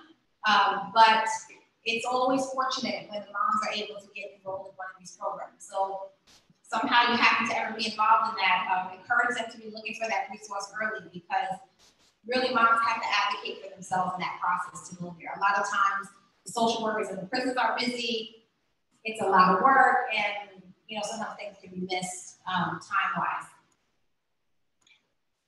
Breastfeeding would be ideal, as we know, for all babies because it increases diseases, it improves the immune system, it has statistical connection between high levels of intelligence and testing in school, just secure attachment, all of it. So we would love that to happen, even if the mom is incarcerated. That's usually not an option, but in some places people are able to express their milk and then provide it to whoever has the baby. This is a rare thing, but if it does exist, not in anywhere that I've seen in California, but in some states, they're working on programs like this. I always think, sidebar, if you're gonna do all that, just give her an ankle bracelet and like send her home. Like, I just feel like at a certain point, like, I don't know who's thinking about this whole thing. Like, that's like my sidebar. All right. So, adverse childhood experiences. I expect that all of us are familiar with this, but raise your hand so that I can know if you've never heard of the ACEs. Okay, just one. So basically, there's this concept, and there have been studies that have shown that if you experience, everybody's experienced some kind of adverse childhood experience. You know, your dog could have died, you know, a parent could have been lost, a grandparent, you know, you had fire. I mean, there are things that happen in life to anyone. But if a number of them happen, and a number of specific ones, then they see a direct correlation between your health and specifically the age that you would die. And so the study was what causes early death, and then they would just literally look at different trauma factors, and they could see that at like 4 of these, you're going to die between these years and these years of your life. And statistically, they saw that it really increases early death. And so, and then life and health problems that obviously relate to that. And so the idea is, if you can know what the ACEs are, the adverse childhood experiences that have been identified to be the most harmful for people, and then you can mitigate for those somehow. So put protective factors in, create opportunities for healing, focus therapy on those areas, try to prevent those from happening, then you can increase people's life, their well-being, their sense of, you know, of happiness, all of that. So these are them. Physical abuse, sexual abuse. Now I want you to think about the girl that we saw in the beginning. Physical abuse, sexual abuse, emotional abuse, physical neglect, emotional neglect, intimate partner violence, mother treated violently, substance misuse within the household, household mental illness, parental separation or divorce, incarcerated household member. How's she doing? Our girl from the beginning. She's like, got all the maybe, well, no, dad was incarcerated, most likely. Yeah, so pretty much she's across the board. So what you do with the ACEs, and I recommend that everybody who works with anybody, honestly, like I tell my friends who are like dating, I'm like, you need to know the ACEs of this person. That really matters. Like trajectory of like what this relationship could be and issues in parenting for the future. Like I'm that like psychology friend. And so, you know, but if you can know this from the person, and this is easy, you can see how the intake can cover a lot of those, but sometimes they don't. And that's the part that concerns me, because we know about the ACEs. So I want you to think about your agency, and most of you are working with, you know, an agency that are in a standard where they're using that. But your intake and your first encounters with clients and sort of doing baseline should include all of the ACEs. You need to know this to assess a person's ability to cope and what a good housing situation would be. You need to know this for everything.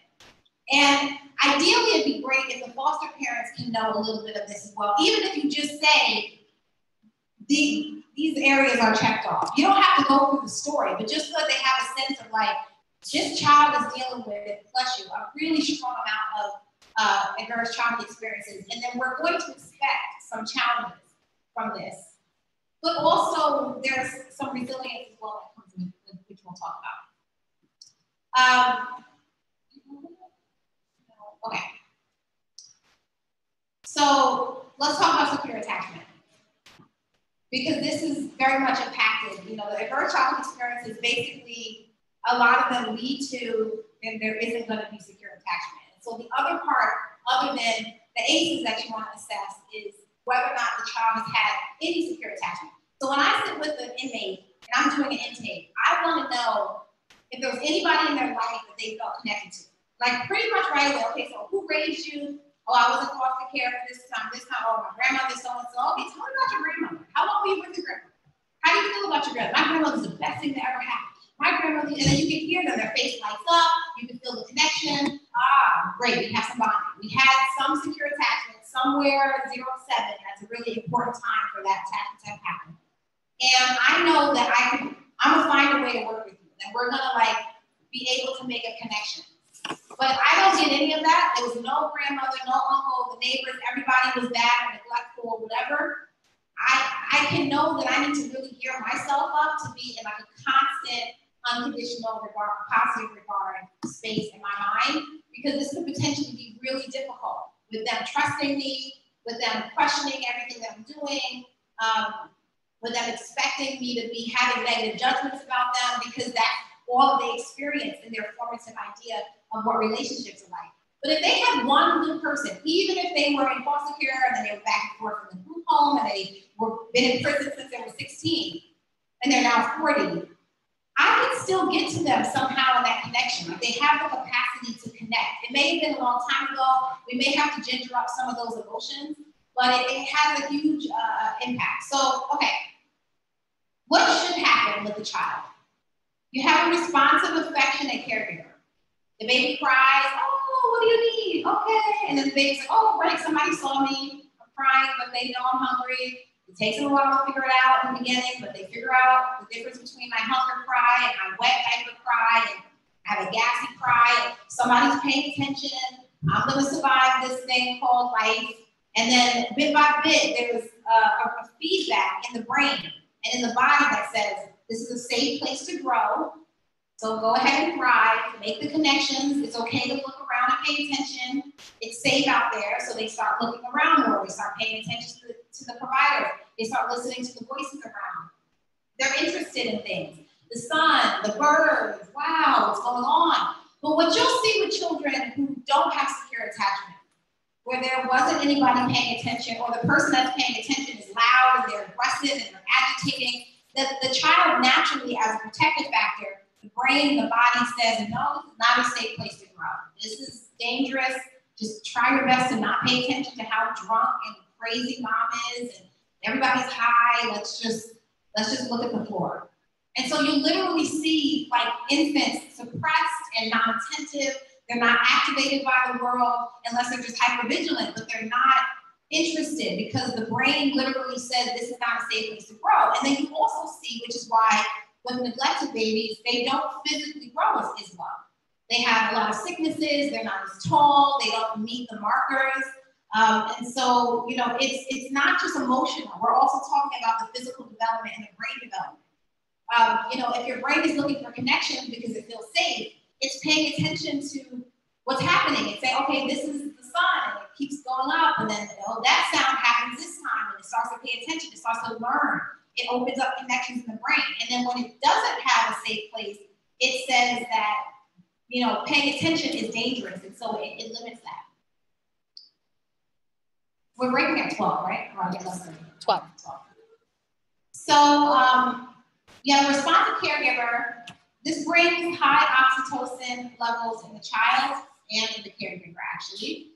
And so what oxytocin is basically the happy hormone. It's the hormone that secretes when you're lactating. It's the hormone that brings down contractions. It's the hormone related to orgasms.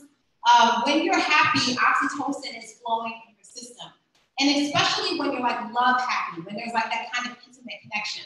And so that also tells the body that it can calm down, that it can be relaxed. And so this creates a release from stress, because it's stressful to be a baby and hungry, and they get all agitated, and their face is red, and it's like, relax, you're not gonna die. I mean, and you can find yourself saying that to a baby, like, it's not that serious, like, you're not gonna die, but it's because that's what really the brain is doing. It's trying to see if it's gonna die, and it doesn't know. You know, in the womb, it's constantly fed, you know, so your hunger never comes up because you're being fed in the umbilical cord, oxygen is there, everything you need is there. And so when you come out into the world, literally, it's a fend for yourself, but you can't do anything. You can't lift your head, you can't really swallow properly. And so, you know, that's where you need that attention. So right away, it's a fight or flight from birth.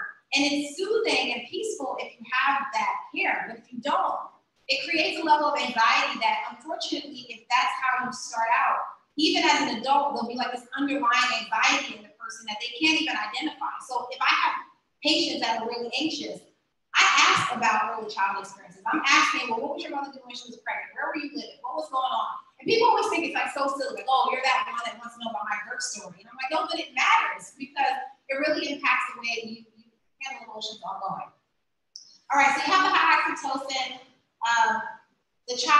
feels attached.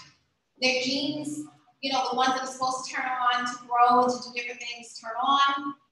They're mentally healthy. They become mentally healthy adults. The brain does what it needs to do. Then the parent has oxytocin that's high because the baby's happy and the baby responded to them. So they gave milk and the baby was satisfied and now they feel happy. So they give more to the baby and then it just goes in a cycle. And if that doesn't happen, you know, then you have an infant trauma cycle where basically the baby has a need and the baby cries and the need is not met. And then the baby's like, I don't know about this mom, I don't know about this dad, I don't know about these people. This is not a safe world. And then the baby has another need right away. And what they find, like in orphanages and things like that, is that after 3 weeks, a baby will cry to get attention, and then they'll stop. And it'll be silent. So a lot of the orphanages, you know, where they have mass amounts of infants, you would expect to go to an orphanage that has 30 babies and it's loud and it's completely silent for most of the day because the babies know that their needs are not going to be attended to, and they just don't even have the energy. Imagine like how depressed that would be, like for an adult. Like if you feel like, well, you're completely hopeless, so what's the point? And adults don't take a shower, they don't go to work, and they don't want to live. So a baby, there's no point in crying. They'll just change you when they change you. And so the brain then says, this is way too much to sort of be tuned into.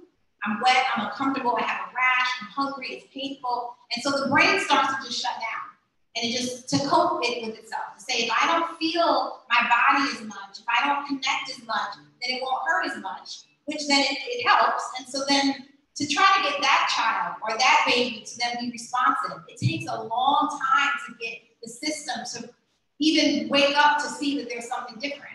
And so a lot of times what you're fighting when you have these kids that are they just act up all the time. You know, they seem okay, and then they do something that is like so, you know, mistrustful. They steal something. They, you know, say something mean that really hurts your feelings. It's literally like a test to see if this is a safe place. Like if the worst thing happens, if I'm the worst that I can be, are you going to throw me out? Are you going to reject me? Are you going to yell at me? And what you see is that people get frustrated and they try their best, but then after a while, they're like, you gotta go. And that is, I knew it. I knew the world wasn't safe. It was never safe. And you know, you do that, by the time you get to me, you've got 45, 50-year-old men, 30-year-olds, they've been living that story since infancy. You know, then the world just throws a book at you and they just send you away because you won't get it together. And it's not so much willful though. And it's very important. It's frustrating as it can be to work with behaviorally problematic youth to see it for what it is. But every time that they're being disobedient and they're being agitated, that they're trying to test the environment to see if they can be safe, if somebody will love me, even though I made a mess of my pants, even though I bit you at the breast. Like this is sort of like the model for babies, but this is the same thing for a child. That's what it looks like when they're older. So some statistics on that. So 63% are classified as having insecure relationships with mothers and caregivers. So this is of those children who have incarcerated parents. So some of them are decently securely attached, but a good amount are not. Common reactions to the initial separation. So now we're talking about the separation during the mom gets incarcerated. Sadness, worry, confusion, anger, loneliness, sleep problems, developmental regressions. Secure relationships. If the children live in a stable caregiving situation, that can be a mitigator or like, you know, a resilience-based opportunity.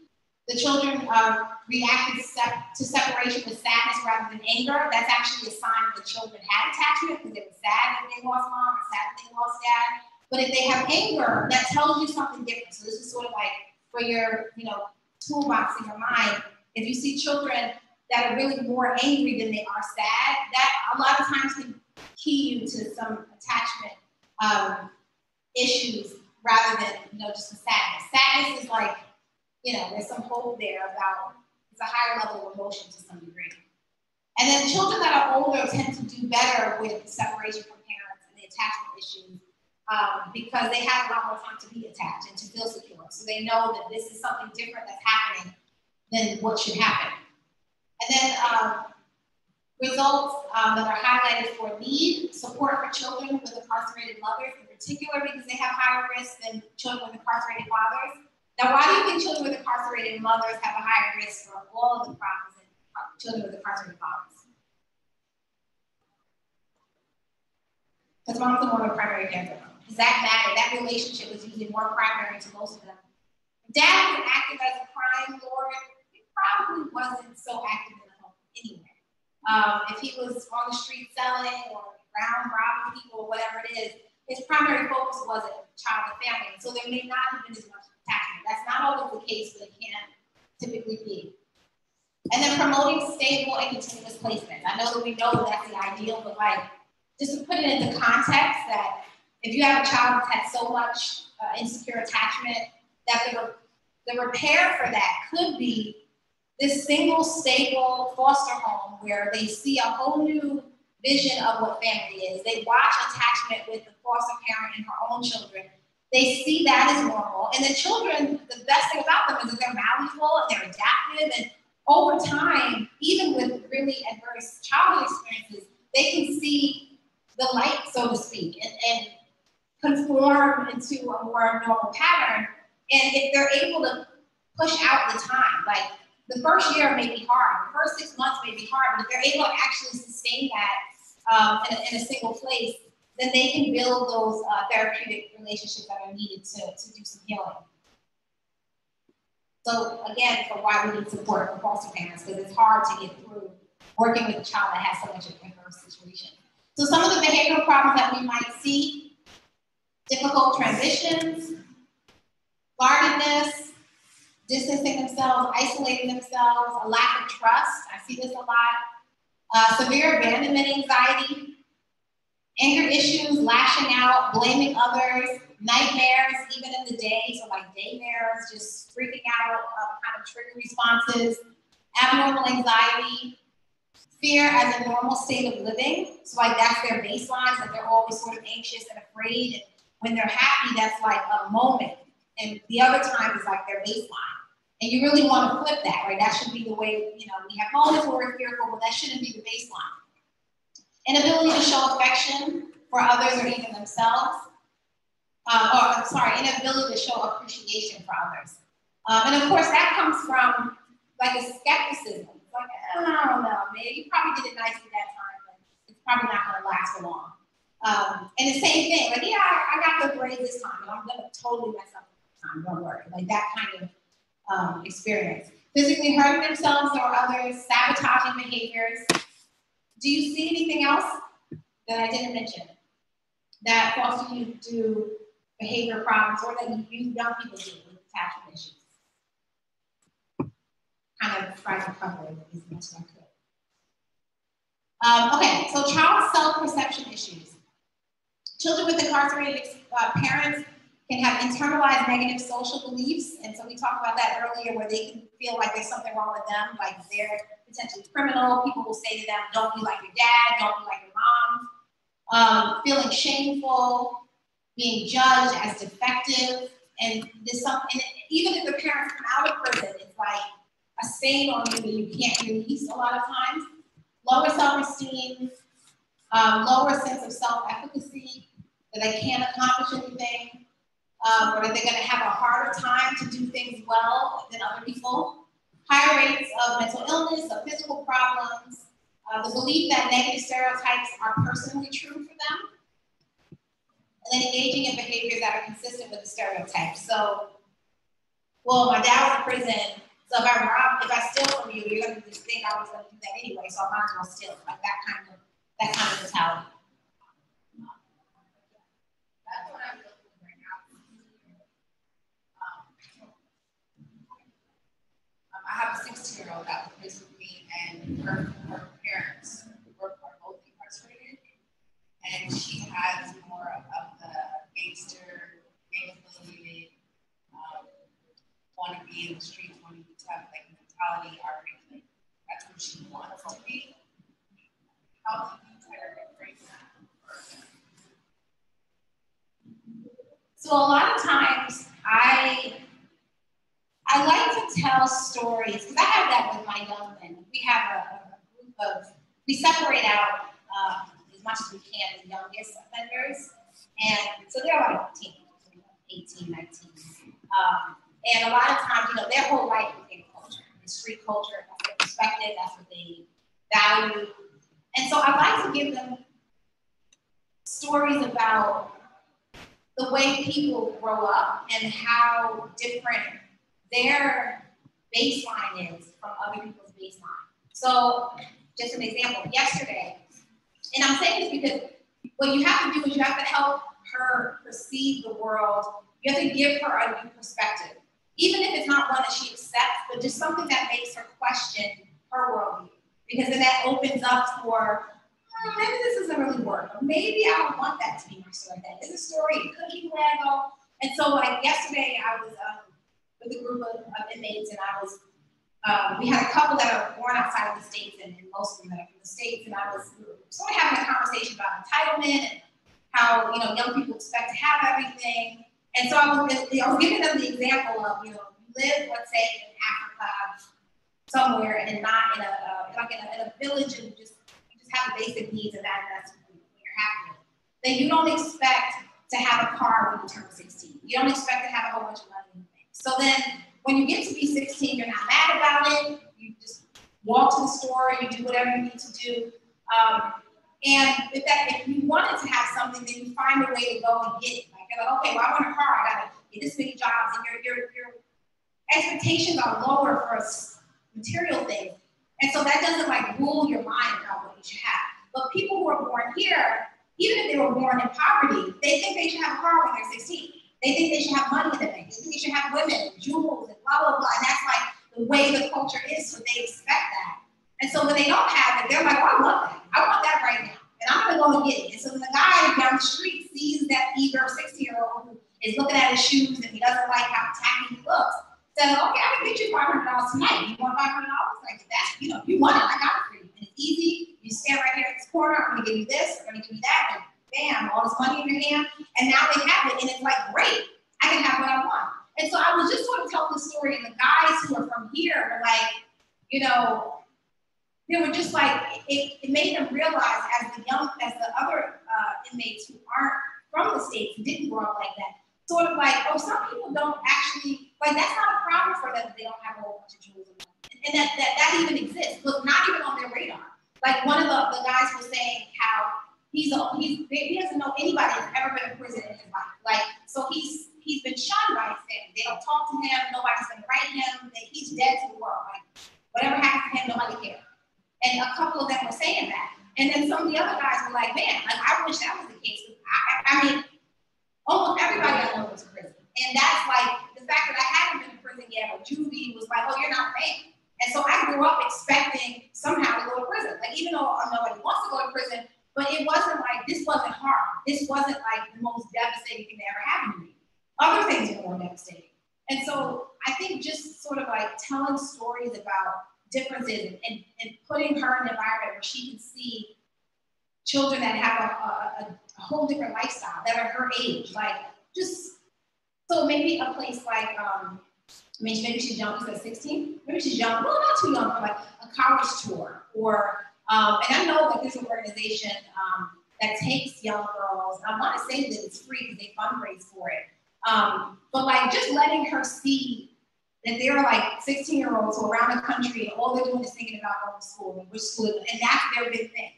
It's the thing that their value system is based off of. And if you take them out of that environment and psychologically they get to see that that's a perspective and that that's not the world, it's the beginning to her that making choices about what she wants to do. But until she can really buy into that that's not actually the real world, that's just a world, it's hard to do it. So I would say work on the perception. Movies, people that you might know who have young girls that are just living a different lifestyle, and just don't make a thing of it. Just expose her to differences. I think would be helpful. Yeah, they will. But you know what? That's okay. You can think it's corny. I'll tell you, my foster area, she came to me. She had a 2-year-old and a 2-month-old baby. And I had a 3-year-old and a 6-month-old baby. We're all living together in the house together. She used to feed her. She would go to McDonald's and feed her and the little one and the baby, like, stuck with McDonald's. And I was like, this is madness. Like, this is so dangerous. But I'm a foster parent. She is a teen that has custody of her kids, right? So these are her children. They're not mine to decide what they feed. I try to encourage her, but I can't change that unless I teach her that there's something wrong. So I was like, okay, well, we're gonna watch Super Size Me, right? You guys know that. So she thought I was super cool. And she was like, you can't make me sit down. I was like, I can make you feed your kids something, but I can't make you sit down and watch a video. Like, your social worker is not gonna go on. Like, you're gonna sit here and we're all gonna watch this 2-hour documentary about this man playing McDonald's every day and came up with all these. You haven't seen it, you should see it. Because by the end of, well, I won't tell you the whole thing, but he gets a lot of health conditions because he only eats McDonald's, I don't even remember, maybe a month or something, not even that long. So even though she thought it was corny, and that it was corny that every time we go shopping, I would make her read all the ingredients every time for everything she bought. And it's okay, you want to buy this? Okay, let's read through it. Oh, yeah, you can't even recognize any of those words, right? Okay, now I'm going to show you what I'm feeding my dogs. Read that cereal box, now read the cereal box. Don't you know what all that stuff is? Grains, honey, all these little long-term words, that's all chemicals. It's poison. And I will always say that, call everything poison. She's like, it's so dramatic. By the time she left me, the girl, the kids were eating fruits and vegetables at every meal. She never went to McDonald's.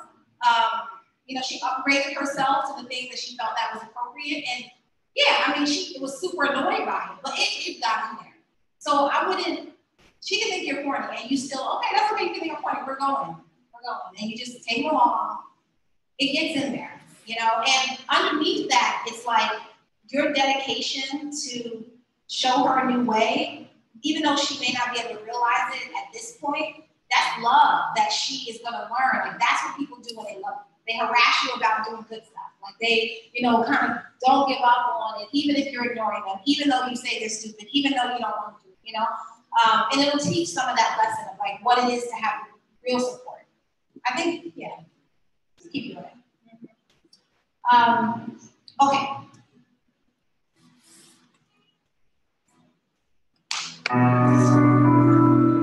So I'm going to have you guys now, and this is the last one we'll do before lunch, is I want you to find your tribe. And so that would be the people who work in your field. You guys do a similar thing, because later we're going to have one of you or a couple of you look at specific cases of clients or people that you're working with, and you want to use the strategies that we're going to talk about after lunch to make some interventions. So social workers and case managers come together. So raise your hand if you're a social worker, child protective services, anything. You guys are almost already sitting together. So maybe if you want to come together, or I don't know, if you want to also do foster parents or something. I know, it's like you got to make your choices. I feel like I would go with foster parents for this presentation on, because I work with institutionalized people, right? So I have a lot of experience like working with how you transition someone from an institutionalized mentality to mainstream into somebody becoming more normative.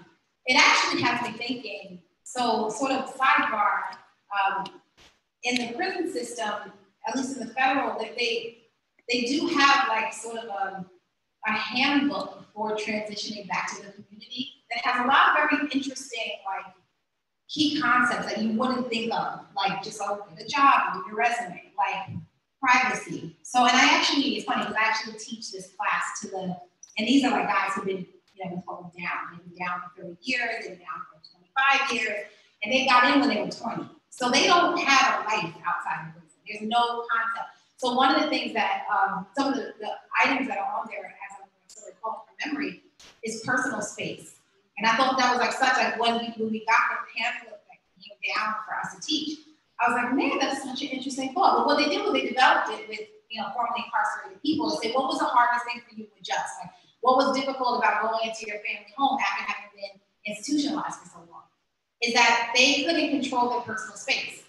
When you're incarcerated at 10 o'clock, they lock the cell. So it's just you and that one guy that you have to live with. You kind of work out your relationship, and he goes to the back at this time, and he goes to the back at that time, and there's set separation. You only call people when you're ready to talk. Nobody can ever call you. 20 years, 30 years, your wife, she talks to you when you want to talk to her. Your kids talk to you when you want to talk to them. You don't feel like calling anybody, you're having a bad day, you're having a bad mood, whatever it is, and you don't like them, you want to hang up, they can't come to your house, you hung up the phone on me, you know, like, no. You have complete control of telling people in their space. Like, it's a weird but interesting thing that people become very comfortable with. So how do you go home when the kids can run into your bedroom? And your wife will keep nagging at you all the time, and the kids will keep asking you questions, and they have demands, and then, you know, I can't find a job, I don't know. But you can just stop calling them. You can stop writing them. You can take them off your visitation list. They can't come and bombard you in prison. But at home, how do you get away from it? So there are like sort of like fine things that you have to realize what it is for the youth, that what is the institutionalized mentality? Like, what's the psychology of it? And it depends on the residents where they work. Regiment, though, is something that humans get very used to. And so the lack of regimen in a foster home, oh, just eat whatever you want to eat. I mean, I remember I had one of the girls, she came in, I could tell she had been to a lot of foster homes, and it must have been a hot mess, because right away she was like, okay, I want to know. I mean, this is like, okay, hi, my name is Sayida, this is the kids. You know, well, what time can I eat? Well, am I allowed to go in the refrigerator or not? And then, well, what time can I use the bathroom? This is crazy. Like, how is this our introduction? Like, then this is our baseline. But wherever she was, like, because there were so many of them, it was, you girls, they go to the bathroom from this time and this time. That's when you can shower. It's the only time you can shower. You miss the time, you don't shower. And they got used to being able to rely, though, on, if I do this, I'm safe, I can get in, I know I'm going to eat, I'm going to hurry up and get it. And so when you just kind of make it free-for-all, it's very anxiety-provoking. Like, they need more structure. And it seems like to a foster parent in a regular resource home, oh, let's just make it like it's open and no. You need to, it's almost like a halfway house situation for inmates. You need something that's like, okay, you can go outside, but it's during these times. And we're gonna go with you. And there's a protocol for everything. Is that what you said? You have that program. And it needs to be very detailed, because in a group home, I mean, imagine if you have if you have any amount of kids or nieces and nephews, if you get a couple of them, automatically you're like, oh, okay, hold on. We gotta get a system, right? You can't manage children without a system. So that's like, okay, so the thing about like humans, whatever is regular is what we get attached to, and it becomes what we feel comfortable with. It's like, if you were in an abusive relationship, like, or abusive parenting, that is what love is, right? So your interpretation of affection, and, you know, people be like, well, I know he loves me if he fights me. He hit me, I know he loves me. He's never gonna let no man talk to me. Like, okay, that's what we're saying love is. You know, he fights the guy and then yells at you because you look at somebody. But that's a real thing. And so to get a woman, let's say in that instance, to be in a relationship with someone who doesn't do that, she may think, he doesn't love me. Like, I don't trust that. I don't know who you are. Like, you don't give me anything that makes me know that I'm comfortable with, and I can recognize is like the way we interact. So to go back to that, find out what was the program. Like, before they leave that place, people need to know what was the active schedule, what time do they eat? And then the foster parent needs to feed them at that time. And they need to know that they're gonna have to sort of simulate to the need of the child as much predictability, even if it's a different time, but the predictability is like, it causes so much anxiety, and it's like, oh, this is too hard. Because then what you're asking them to do is to actually have a relationship. You're saying, well, just tell me when you're hungry. Not like, I don't have to talk to you. I just want to, like, just, you know what I mean? So it's like you're pulling for something that they don't have the capacity for yet. And you need to build to it. And that comes first, like, give them what they're used to. And then through that, you can sit down and eat with them. Maybe the workers just stand around. They don't eat with them. So, okay, it's mealtime. All the kids are eating together, but you sit down. And then ask them a couple of questions. They're not going to want to talk to you in the beginning, but eventually they're going to talk about something, and then just get in that conversation. Same vein of conversation as children with disabilities, like another overlooked, because they're institutionalized in different ways. So one of my kids has this congregate care group. We spend so much time in that type of situation where people know him because they fed him at a certain time. He literally did not know what it was. He just cried, like this or that. And 3 years old, he didn't have a word for hungry. He didn't have a word for mom, dad, brother, uncle, sister. Like, are you here to talk? Yeah, I'm here to talk. Yeah. And the next day, are you off? Are you going? I'm going to your room. Like, so institutionalized to the other extreme where he had a structure or not, like he was just taking, okay, he didn't even know what it seemed like forever. And even now, it's a lot of prompting around this or that. Is that feel defeated? Yeah. In his face? Yeah. Is that good? Right. Is that Right. That's like the opposite, but such a good point to like, you have to become aware of those normalcies for them to then be able to like, so what I would do in that situation, it's like, so you can see how it'd be anxiety provoking to give that child a lot of choices of food. Like that would be something like, you know, and it's like, it's one more thing that's the actual micro stressor in the day. So it's like, you just figure out what's a good meal and then just give it to them. And then eventually you maybe eat something different, you guys go somewhere, he wants to try it, and then slowly, you know, let us how to get to it. But that's the other thing too about not even being able to be aware of what do you need. Because at a group facility, it's not about what you need. It's about, did it all get done? It's like, did everybody get their meal? You know, if it wasn't enough, if you didn't feel full, that wasn't the point. It's that everybody got beans and rice.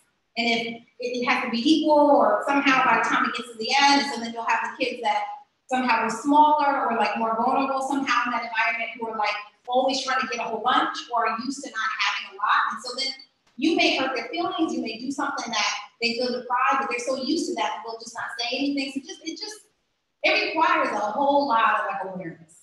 And I mean, I think, yeah, there's got to be training with those parents because when you get the mindset, then you can start noticing it. Like you don't have to know everything about everything. You know, it's like cultural competency. You don't have to know every culture to be culturally competent. You just have to know that you don't know the way people see the world. And that when you meet people, you need to pay attention to what their worldview is and observe that and try to connect to it so that you can integrate yourself into that and then be able to have, you know, communications with them. Yeah. True. Yeah. Yes. And if he was that young, like again, like without the words to say it, at 3 years old, he was out there. Right. He may never have the capacity because, you know, those capacities are actually something that you develop, right? Like in infancy, your brain can make, they talked about the connections that don't get made. It's possible to make these connections as you get older, but some of those really basic ones, it's really difficult. Like it's almost too much for the body even and the mind to try to create. So it's just like, well, you can survive without it, you know, without knowing that you're hungry because people are feeding you. So, you know, and then it just kind of shuts off. It'll be interesting, like as an adult and also too with a disability, depending on if it's intellectual, he may not be able to do the therapy. True.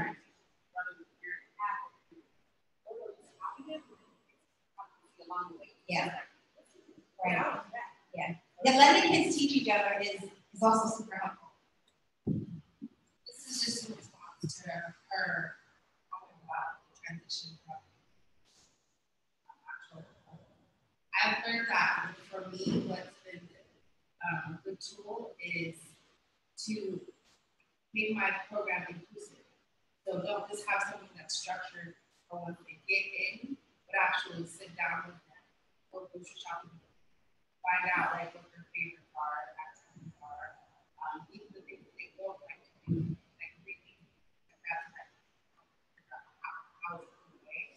And by being inclusive in that transition, even though they are regimented and institutionalized, it becomes more natural. It becomes more just like a regimen, just like their day-to-day schedule versus it seeming like they're and then I've also had to like do certain things like editing classes to where I have someone come in and teach us how to properly how to properly say thank you to certain things that they weren't required.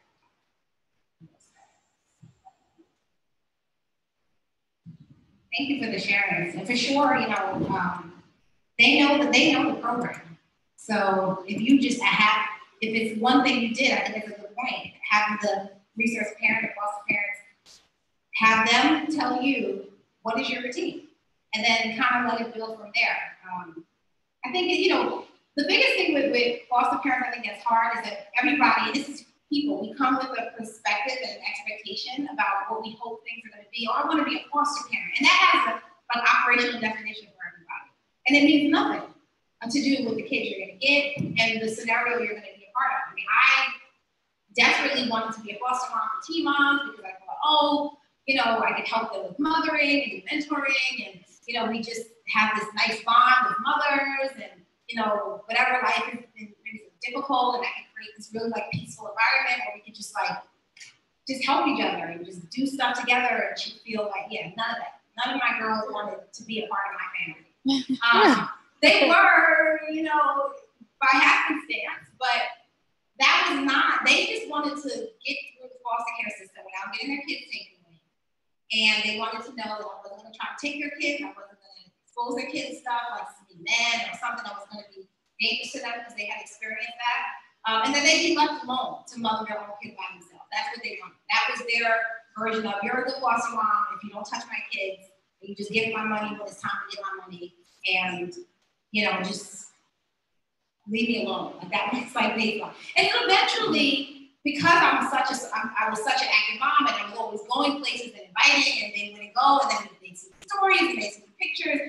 Then they'd be like, well, I want to go to the so-and-so barbecue the next time I want. And then slowly they got to see, oh, like there's like an exciting world outside of this house. But I mean, for the first months, like nothing. Like there was a local mall, and every day the girl would go to the mall, and that was all she did. Like, you want me to drive you to the mall? We can go to the mall together? No, I'm gonna go. You know, it's like, no. I guess that's sort of a typical teenager, but totally not what I thought was what I wanted. But it ended up being so rewarding because I got to like come out of myself for like my needs, like whatever that was about. And then they're like, okay, well, what do you need? And then I realized like, wow, like there are foster parents that like get teen moms because they can take their kids from them. And that's like a real thing. A lot of the teen moms came with this concern because the other homes they had been in, the foster mom would make up things about them that they were doing to their kids, so that the social workers would remove the mom and let them keep the baby because they wanted babies. And so there was a lot of drama around that that was really difficult, that I had to kind of like fend against when I first got them. They're like, I don't want your kid. Like, I have my own kids. Like, there's nothing about, you know, having somebody else's kids, you know, and then kicking you out. Like, that's not what this is about. You know, but again, too, you know, just, you got to know where they came from, what the story was, and sort of how you fit into that. And then you just knees bent, you know, kind of like have a lot of flexibility. And if the foster parents can know that that's the mindset they need to go into, I think it'll be helpful. I think they're just, you know, this is what we're going to do. And it's like, no, that's not the way you do it. Any kids, let alone, you know, kids that have such a background. So really good question. Okay, so we're going to get into providing relevant services and support. We talk a lot about trauma, but I just kind of want to go through like what it would look like if a person had like really severe trauma, so PTSD, and just to make sure we're all on the same page about that. So not every traumatized person or a person that experiences trauma gets PTSD. So that's the first thing to know. You could have the experience is not the thing that's going to make it the PTSD. It's actually going to be how many times have you had a traumatic incident? How did it impact more than just the moment, but like what was the circumstance around it? Like how long did the terror last? And is there any residual issues from the terror? So for instance, people who had trauma from 9/11, it was really active at the time. Obviously, you know, we have also a lot of social triggers for 9/11 because every 9/11 they show it on TV and there's memorials and there's more conversation. And if you are any, you know, modern person, you're flying, and every time you get on a plane, you think about it. And so that's something that maybe would be hard for people who have PTSD in relation to kind of mitigate some of those triggers. On the flip side, other people might have felt like it was situational, and after the first year or 2 or 3, when we were in orange zone and red zone, and they were always trying to go on from the East Coast, and so there at least, it was everything was about what alert are we on. And I don't know if it got like that out in California at that time, but you wake up and they tell you on the news, we're at red alert, we're at orange alert, meaning we think there's going to be another attack today, or you should watch out. And it was like this constant state of hypervigilance, which maybe it's helpful and maybe not so helpful, and eventually they stopped doing that. But you know, that once that was over, then people were able to normalize and sort of not have as much trauma. And so, you know, you want to be able to tell the difference between a person who just experienced trauma and a lot of the youth, they just got the trauma, or it has been within some proximity maybe separation or something that happened that created the introduction into the Child Protective Services. So just being conscious of that. So we're looking for clinically significant distress or impairment. So this means issues with school, issues with relationships with the family, issues with health, issues with interacting with people. Not just that it was a traumatizing experience, sometimes they have nightmares, they think about it every now and then, but for the most part, they're like functioning. That's a person that has trauma symptomology, but they don't necessarily have PTSD.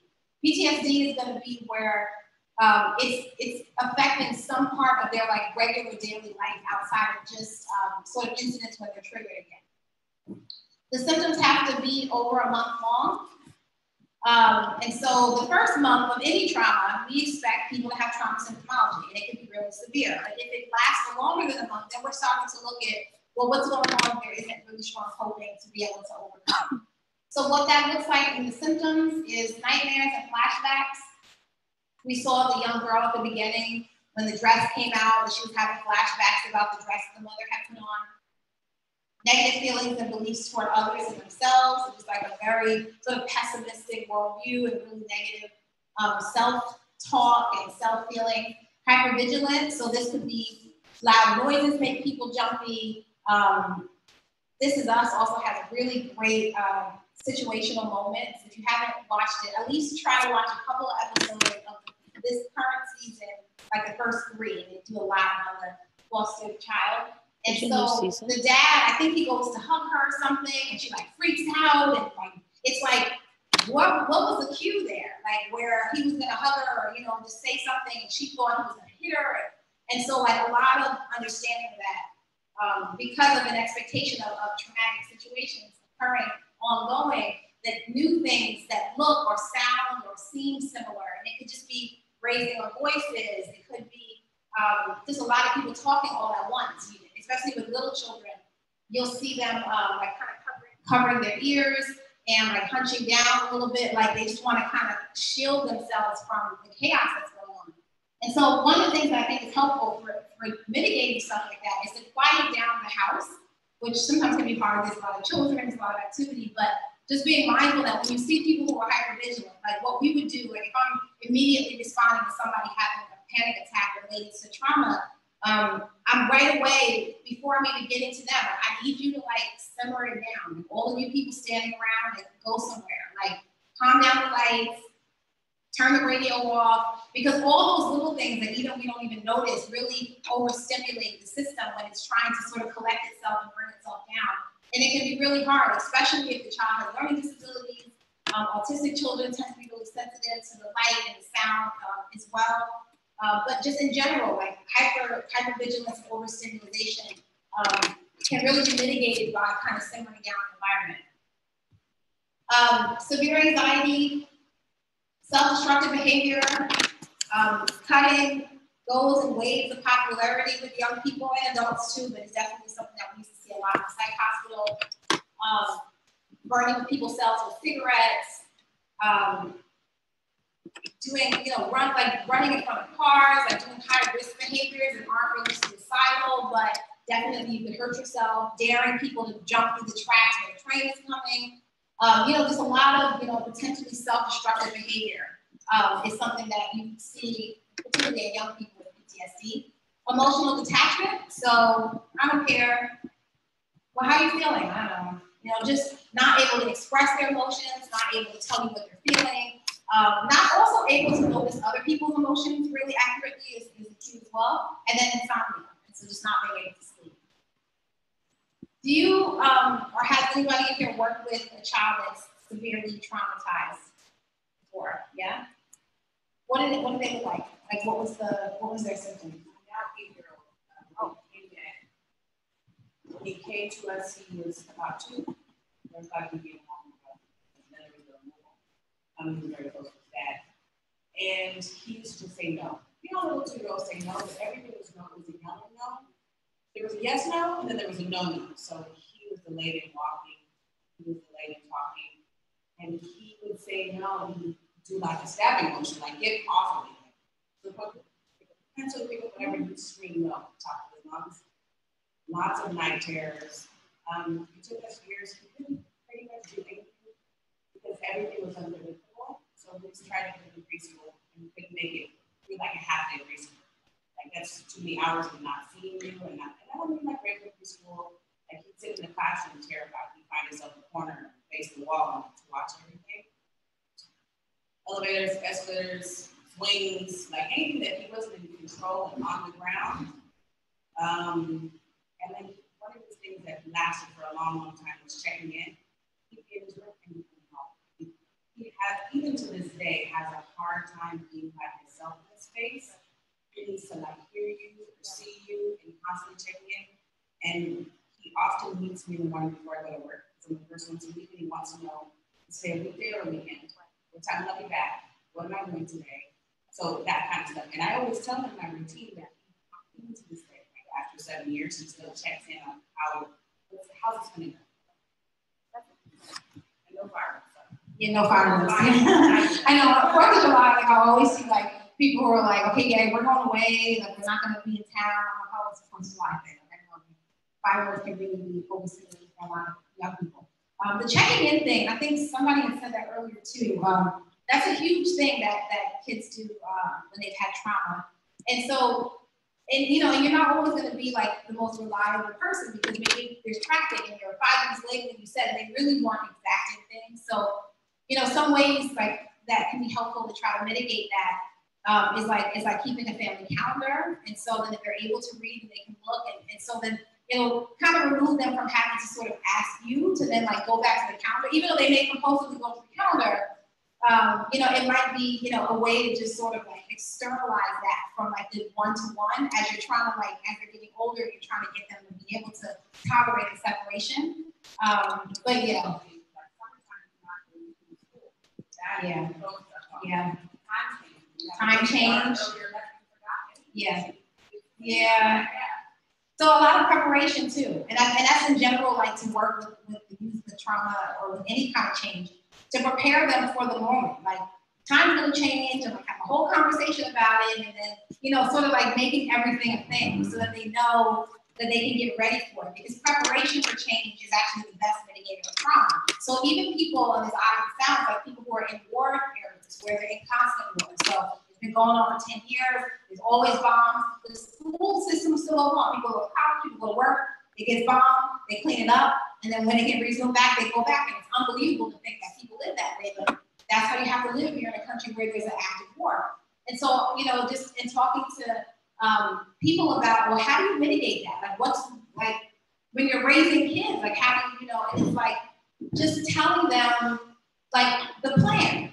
So if a bomb goes off and they say that you can't come home, this is where we're gonna meet. And if you can't meet there, then Aunt so-and-so lives over here, and doing a walk to Aunt so-and-so's house and making sure that the kids know sort of the options. I mean, it's almost like now how we do like the active shooter preparations, and my children were telling me that there's like a community home that's like the safe house, and they can't tell me because they can't tell the parents because it's a safe house and whatever. I'm like, whatever, don't tell me. As long as you know where it's at, you know. But you know, just but they feel very confident about that. And so the idea of that, which is really just like it's learned from, you know, other people's unfortunate events, is that should something happen, people they respond more calmly. Oh, it's an active shooter. Okay, great. They go under the desk. They read quietly, even if there's noise, because they simulate the banging of the noise. They simulate, and it's really, you know, they do a really elaborate active shooter demonstration at my children's school. Maybe they're doing it at all the schools. This is just a new thing, you know, for the world and for me as a parent. But it does make preparation. So in the same way with the foster youth, like even as a social worker, like telling the kids, look, even like the guy, like, I mean, I don't know what conversation you might have had with the girl story, but like, until we find you a home where you can stay, you're probably gonna go through a couple of homes. And so I don't want you to feel like it means that nobody wants you. Sometimes it's not gonna be a good fit, and we want the fit to be good for them and for you because we want it to work. And we hope that maybe you could reunify with mom, but we don't know what that's gonna happen either. Even though it's not a good thing you're telling them, it's still comforting when they know, okay, so that I don't have to really get attached to you. Like, you may just be temporary.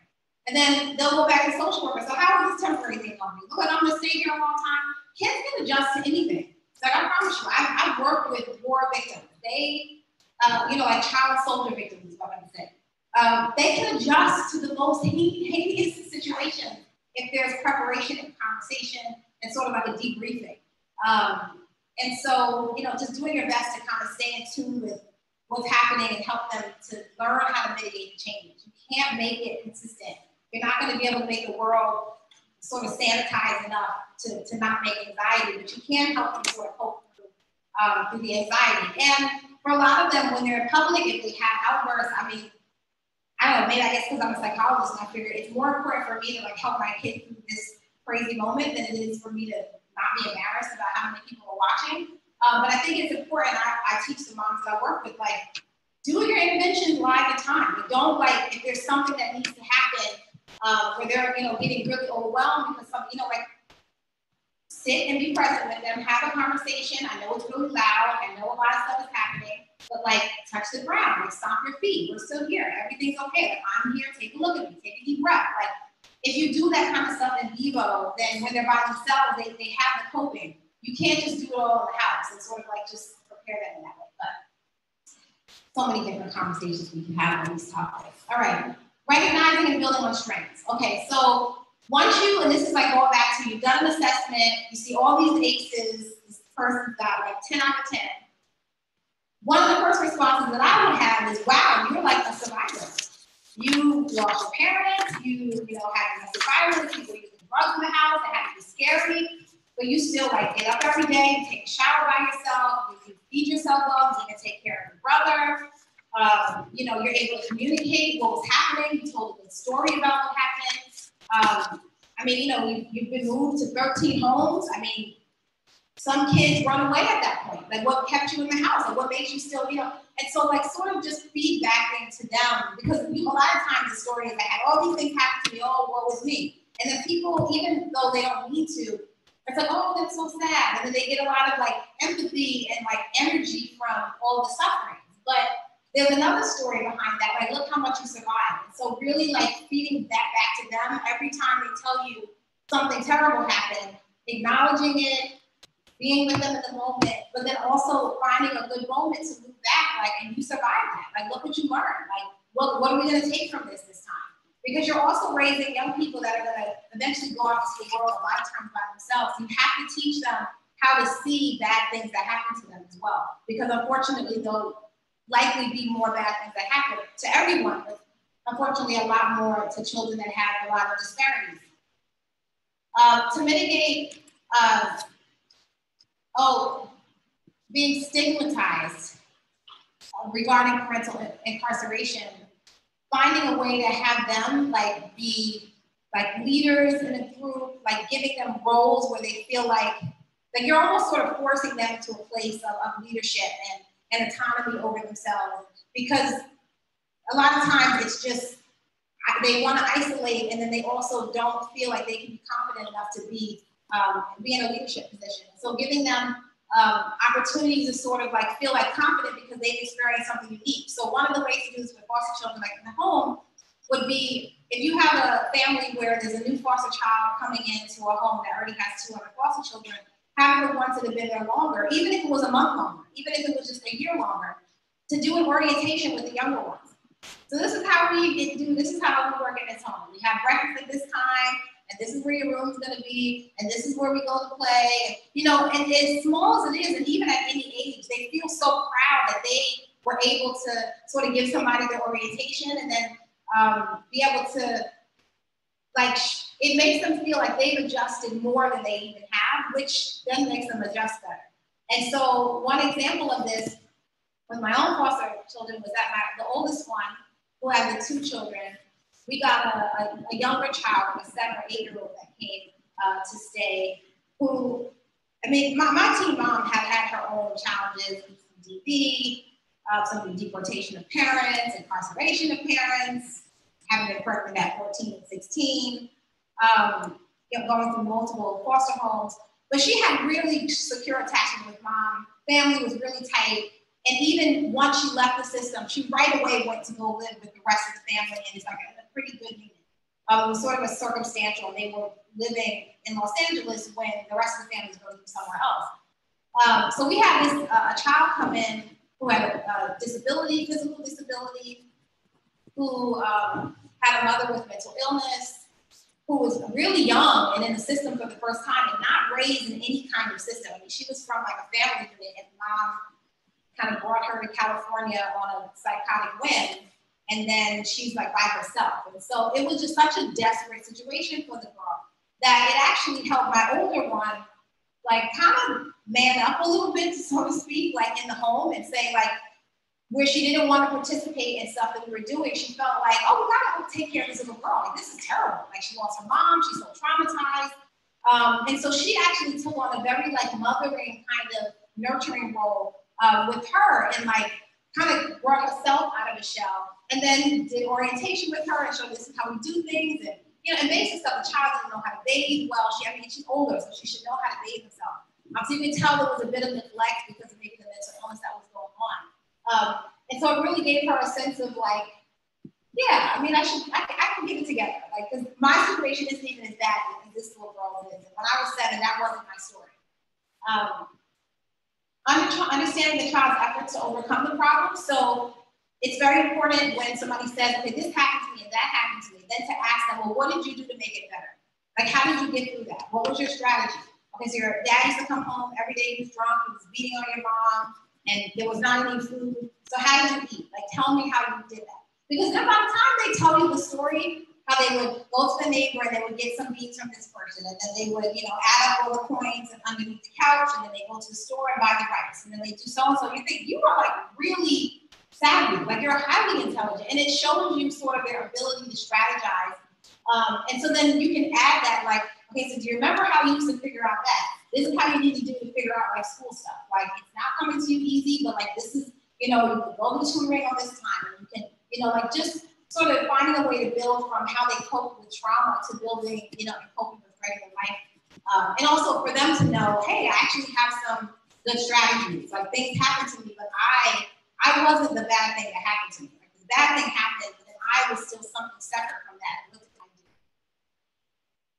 Again, similar, identifying their skills and resources, if they can sing, if they could, you know, play an instrument, if they are really technically savvy, like they're really good at computer stuff, and just then finding like a camp that's like based in the thing that they're already good at. Like, it's really important to find something that they're good at and then use that as a sort of leverage to have them feel more self-esteem. Identifying and acknowledging and encouraging resilience and positive coping, which is all of that. And then having them collaborate in their next steps. So, I mean, at some point, you know, all the emergency stuff, the transitional stuff is going to go away. And then it's like, okay, well, what are we going to do from here? Like, you live here now, and we're the family. What's the plan? Like, what do you want to do with your life? And not, you know, finding as much as you can to resist the urge to want to give them your plan and let them do more of the plan. Sometimes their readiness for change is not as high as you want it to be, and so you really need to hear when they're ready.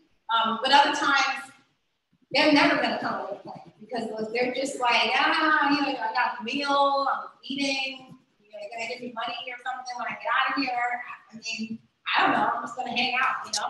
And then, you know, sort of like, well, you're going to have to do something. So here are some options. Which of them would you want to start? You know, and just kind of work it from there. Okay, so just kind of, you can take a look at that, recognizing strengths, family, interpersonal, educational, vocational, whether they're optimistic. Spirituality is really high in resilience. If we see spirituality and religiosity, that tends to be something that you can really pull on because it has its own natural support system. And if the children happen to come from a spiritual background, even if it's not the one that the resource parents are from, finding ways to include that, because there's a lot of leveraging in there. There's a, you know, spiritual communities have a whole support system in and of themselves. So they actually identify with something, or even have a cultural community, then you could probably find a lot of built-in support for them, because you're not always going to be there necessarily as the social worker, as the foster parent per se. And so for them to know what they're connected to outside of you would be helpful. Any other examples on strengths and like resiliency that you've seen that they were able to leverage from? Okay. All right, so social worker, these are some specifics and reminders for you. Using the ACEs to screen. And we talked about what they were, and we have a list of them.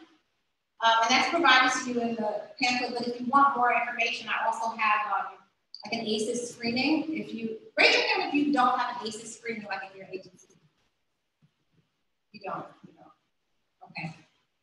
Yeah, if I can get that to them so we can email, so you have a link for that. Providing immediate and consistent placement regarding the caregivers, or like a consistent foster home. Obviously, that's always the ideal, but just remembering that, just do our best to always make it. I know, you know, in most cases, that's always the plan, but when there's such high caseloads in certain areas, it can be hard to just like want to put in the extra energy every single time to make sure that you can keep the kids in the same home, or, you know, just find a better match. It's like, well, let's just see if this works out. Like, but you might know your foster parents and get a sense of what they would do better with, and then, you know, maybe you don't have options, but if you do, and if it's possible, to just always let your heart be pulled by the fact that it could be really helpful if they find a good match, you know, early on.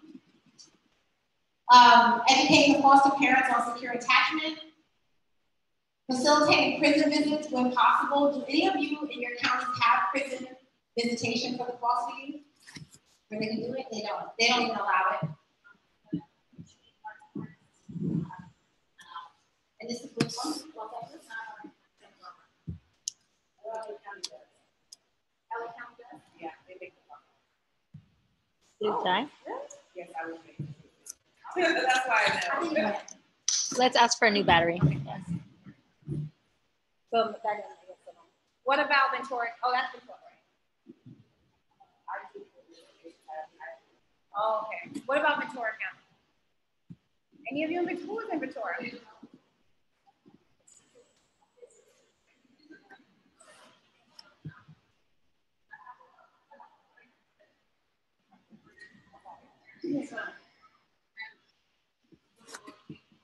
The foster parent one? Okay. And then you said you think it's a parent as well?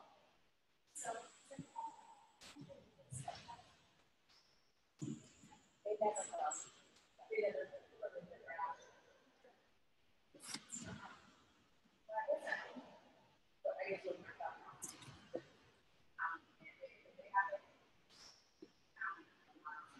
Yes, it's very, if you allow it, nobody's going to go. Exactly.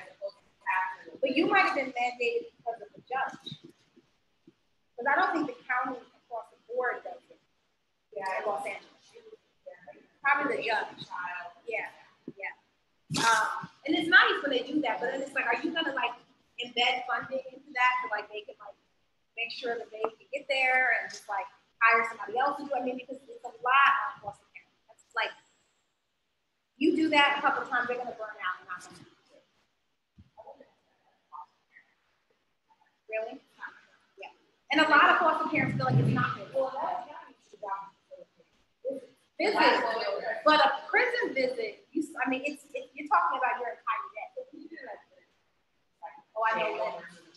So it's not entire, but it's pretty much yeah, yeah. But it's also in the city. That's what it's kind of. It's not the city's not out. It's not like yeah.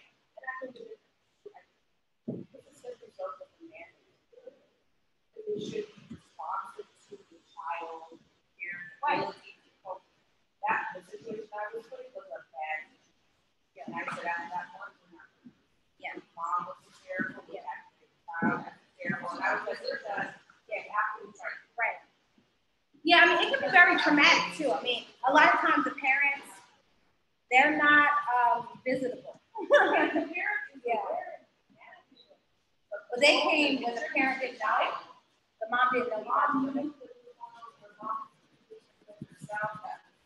Yeah. She started to fall apart. She walked to the glass, and I'm like, oh, and he fell apart. Oh gosh, yeah, no. That's so dramatic. Like, and I say at the prison they'll be like, look. This is me. You know, yeah. There isn't a lot of empathy on the prison. Yeah. But when possible, it could be helpful when it's appropriate. You know, when the child wants it, because sometimes the child will say, I don't want to go. And then you don't want it to be mandated because that would be terrible because the child is now sort of being traumatized by having to do something they don't want to do. And then just, you know, but just being mindful though that to facilitate some level of communication, if the child feels that they need it or if you notice that, it can help with behavioral stuff for sure. Or it can be, yeah, and it can also be like, I want to go back by mommy, right? And then it's like a meltdown. Yeah. It's not easy. It's not easy for sure. I mean, if it was really secure attachment, it will also be hard because they really want to be back with parents. If it wasn't, it's gonna bring up a lot of stuff. But for whatever reason, they found that even though maybe in the initial day of coming back, that they saw a difference with children that had some communication with parents that were separated versus not. But again, I'm curious, like, I always wonder, like, well, what was the research for? What was the nature of the parents who were in prison? What was the nature of how often they saw them? How was it? And, you know, we can never tell. So, all right, so for therapists, key things for assessment. Exposure to potentially traumatic events, experiences, loss, arrests, the prison visits. You need to know that stuff. A lot of times therapists are working with young people and they don't even think about asking about sort of like situational trauma. So that is something that's really important. I feel like it got hot in here. It did. There's no AC. Oh. That's why you hear the fan. Mm-hmm. Okay. Yeah. And then it got hot in here. Okay. So I was like, no, it came out from the No, it's hot.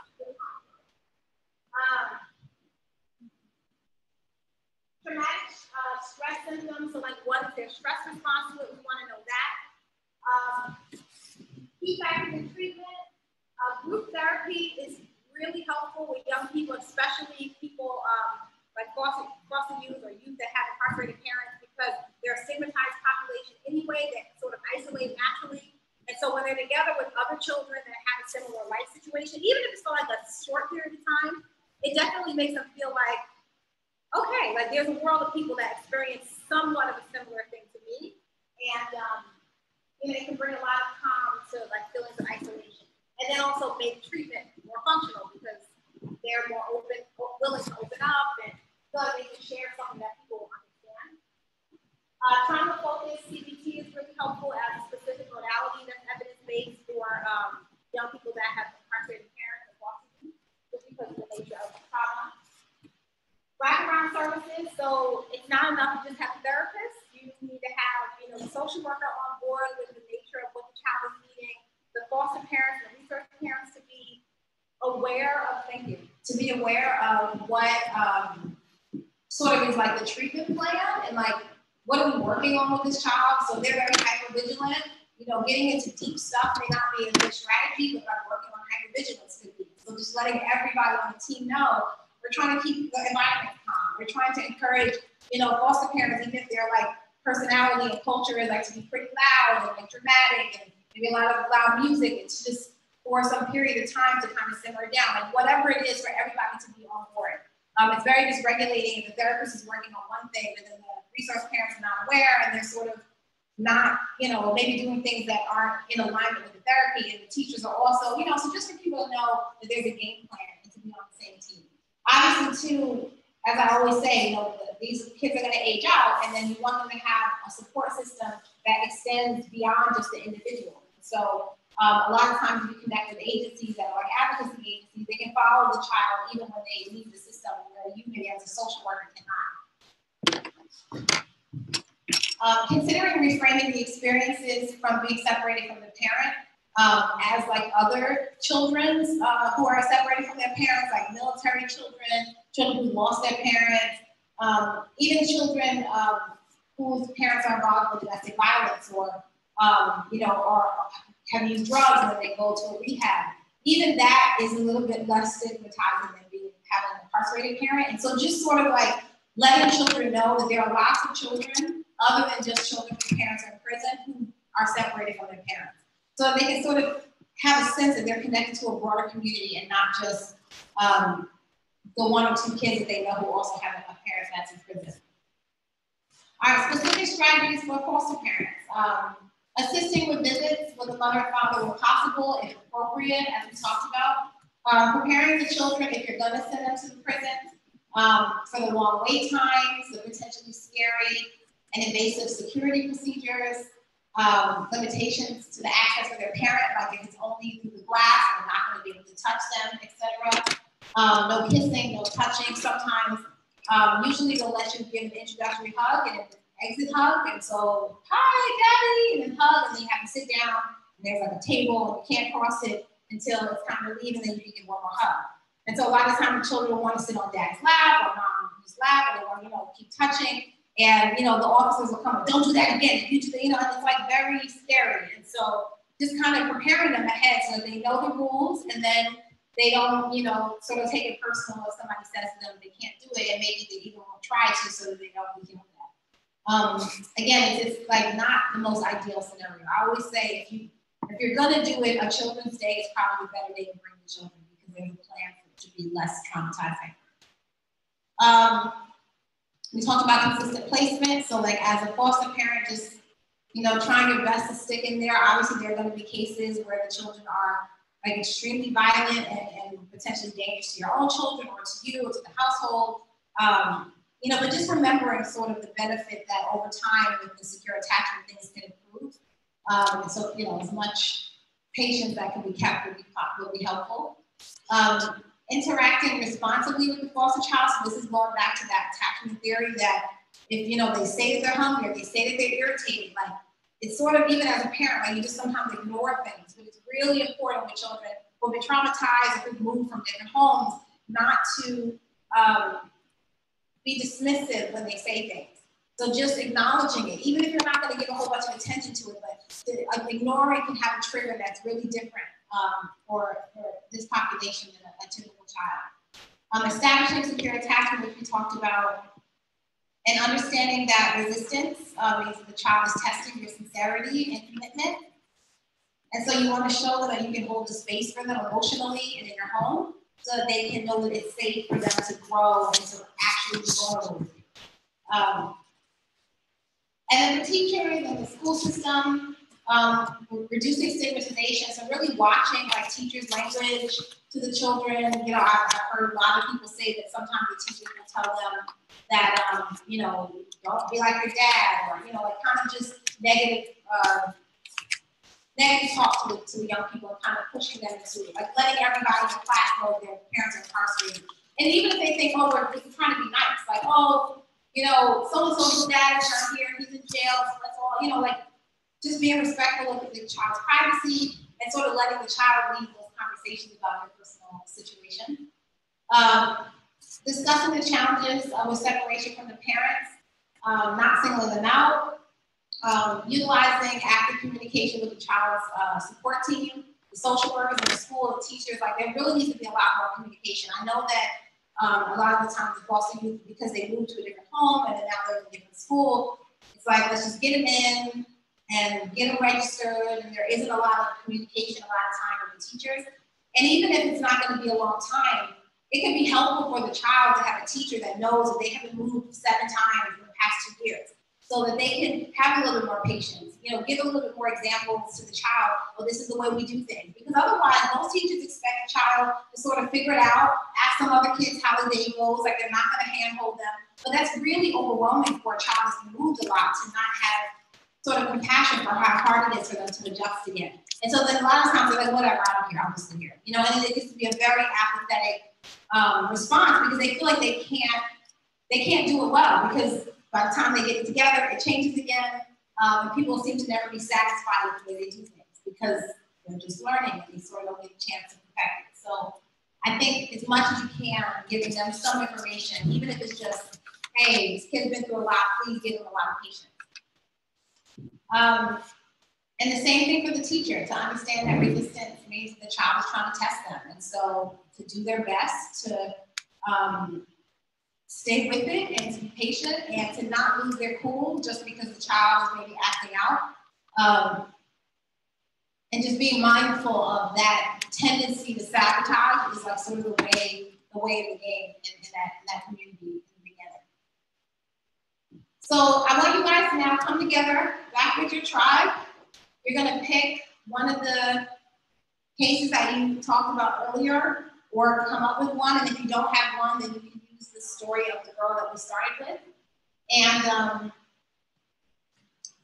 you're gonna discuss what you implement and recommend based on your groups of your mental health, of your social workers. If you're already doing them, with that person, discuss what you did, in the team in that area. Discuss the challenges that you see with implementing recommendations and coming up with solutions. Choose a scribe, or somebody take notes of it just so that person can kind of report what you guys found. You're going to choose a spokesperson to present and just let us know what the person was, the case that you chose, what was their issue, and what kind of recommendations and strategies that you have for them. And I always encourage people to network and exchange information too, because you never know, if you're going to be needed to work with a neighbor or call them about some ideas in your county. All right, so we'll do this for, I'll have you, in groups for about 15 minutes. Oh, we just see that. Let's sign up and let's all go. Good stuff. Very good. I'm happy that you guys are able to think about how to practicalize, what we've talked about today, because it all interplays. I mean, somebody over here said, well, we felt like we didn't really have to use just the examples from our group because a lot of them matched, and so that's really important. So we're almost at the end. We're gonna focus now on ourselves, and we're not gonna talk about our traumatized and traumatizing clients and persons that we work with and live with and help. Vicarious trauma, I always want to add this to any training with service providers because it happens a lot. Oh, do we need a break? I did have a break on there. Do you guys need a break? We can push through and maybe be done a little bit earlier, right? Okay, so vicarious trauma is, raise your hand if you're not aware of what vicarious trauma is. Okay, good. So we're all starting on a conversation here for the most part, we know. Okay, so vicarious trauma is basically what we really talk about when referring to service providers. I mean, you can have vicarious trauma, like if your brother is telling you about how he was traumatized, you can have vicarious trauma. But typically, that term is used to talk about people like us, therapists, social workers, lawyers, anybody who's hearing stories all the time that are really sad and depressing and traumatizing, that we can absorb other people's traumas. And so some of the symptoms that you have experienced vicarious trauma is for yourself as a clinician, as a provider, having difficulty talking about your feelings. And so in general, you would think we're all really good at talking about our feelings. But I'll notice, like when I'm supervising clinicians, that I'll ask them, well, how were you feeling when that person was in the room? And then they can't really describe to me how they were feeling. And so I'm like, well, there's something going on that's making you kind of like want to dissociate a little bit out and not like stay present to what's going on. Free-floating anger or irritation, especially like after work, during the work week and when you're really involved in a heavy case. Startle affect, being jumpy. So a lot of times when providers start working in the prison system, they kind of binge out on like prison videos and movies, and then they kind of get like really hyper-vigilant, and then they'll talk about being pretty scared at night by themselves and like how they think about people coming to murder them. They have dreams about, all the terrible things that can happen, and they're sort of like trying to, what the brain is trying to do is like get it, like resolve the conflict. Like something dangerous happened, it was a terrible thing. I had to hear this, I interviewed this, inmate, and he was telling me about how he got raped and then killed and then, drove into a ditch and chopped up and buried somebody. And I just go home with my kids and like, yeah, mommy, how's your day? And it's like, oh my God, it's like madness, right? So a lot of times we experience things that we really can't talk to other people about, and that are really overwhelming, like on a regular daily basis. Now,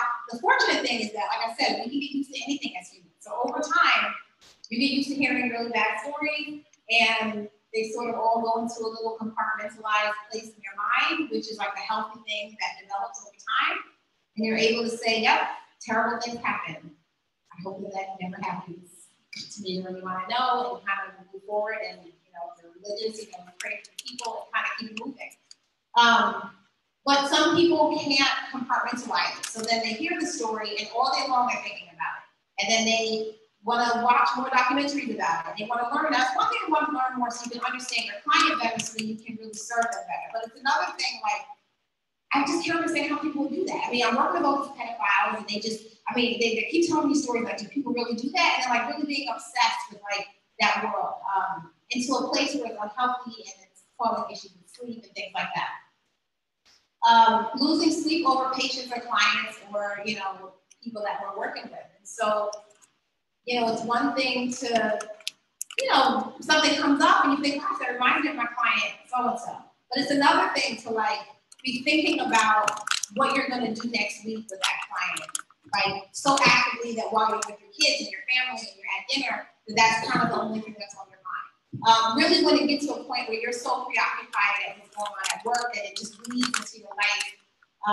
And sometimes we have periods of this, so it's not like you can't have times where you're sort of obsessed with cases. They're really emotional, they need your time and attention, sometimes you have to take work home. But you definitely, it shouldn't be sort of baseline, like that's the way you are. And I've seen social workers who are always in activity, and not just because they have a lot of cases, but they're always talking about their clients, and they're always talking about the cases. And, you know, that gets to be an unhealthy territory to be in. Worrying about not being enough for your clients. Now, once you start sort of feeling incompetent, feeling insecure about like your ability to do your job, it's one thing if you actually are incompetent. Maybe you're thinking, maybe this is above me. Like, I don't understand this case, it's too difficult. I need to bring in somebody. But when it's not like operational, like, oh, okay, I think I don't really understand what's in this case. Let me call my supervisor. Like that would be helpful. But for you to just be like sort of like self-loathing, I just feel like I'm not good enough. Like I'm just, this is, you know, but then still trying to work it out and kind of keeping it isolated, that could be a sign of vicarious trauma. Dreaming about the client and their traumatizing experiences. Diminished joy toward things, and this is like if you're getting like into a depressive state. Feeling trapped by your work. Well, sometimes everybody feels trapped in some ways, but really like because it doesn't end when you leave it because you bring it home with you. And then blaming other people, especially related to situations with your client, like, and being really attached to it. So I'll see that where, you know, maybe somebody didn't do something right in the case and it really messed up the situation.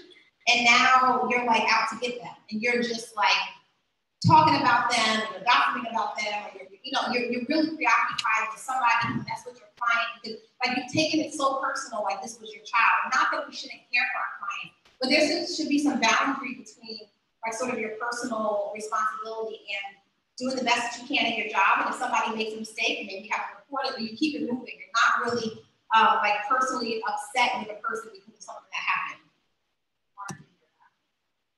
It is hard for a foster parent because then you got to live with the children and they have messed up things for you. So also too, like getting the that so I have to deal with social workers in my work life and I also have to deal with my personal. Yeah. If they know my kids, well, so and being a foster parent is a little bit different because this is now your family. This is not just, you know, a client where you're at 8 o'clock, that's no longer your responsibility. They're always your responsibility. So you would see vicarious trauma more as a foster parent, almost like in the stories that they've told you of like, let's say sexual violence or trauma that happened, that you start having dreams about, that like you feel overly preoccupied and anxious about that happening to everyone that you know. Like really it's sort of leading into that was a circumstantial situation and you're feeling like this is happening. It could happen right now and just, you know, kind of more of how it affects you hearing the traumas all the time. Not just like being tired because their behaviors are upsetting, but just the stories and like it kind of seeping into what you feel like is trauma for you. Yeah.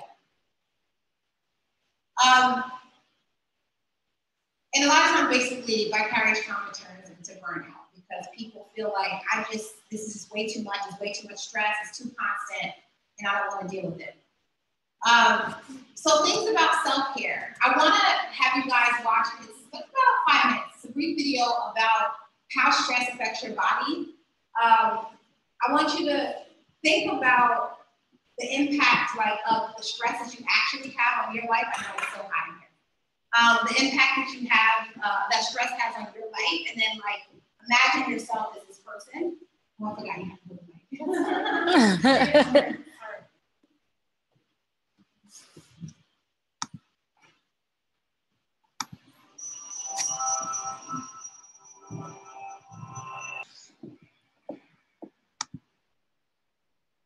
Okay, so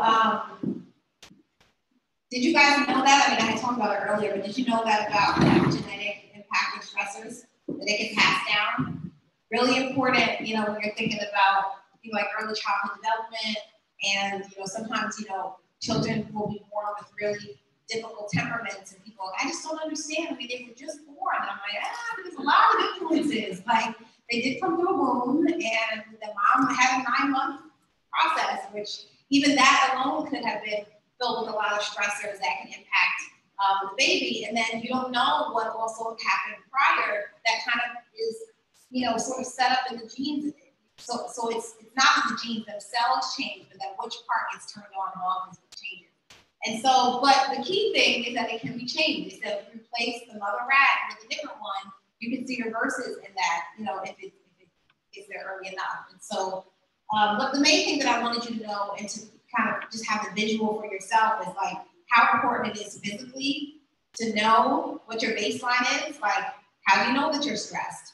How do you know if you know, have experienced vicarious trauma? How do you know that you don't hold a lot of tension? I think it's always interesting. Like, I go to massages pretty often. Like, that's like a big part of my self-care plan. And you know, they're always like, oh my gosh, you know, the knots, blah, blah, blah, blah. And I'm like, yeah, I know, it's terrible. I should have come earlier. You know, but like that for me is like when I start getting pain in my shoulders, and like I have certain areas that are very sensitive, I know now I could go another year without a massage. Like I can endure lots of pain. I get drugs from both of my children with medication. Like I'm, you know, pretty hardcore when it comes to like pain tolerance. But that doesn't mean I should do that. And it doesn't mean that that's like what do you call it, sustaining.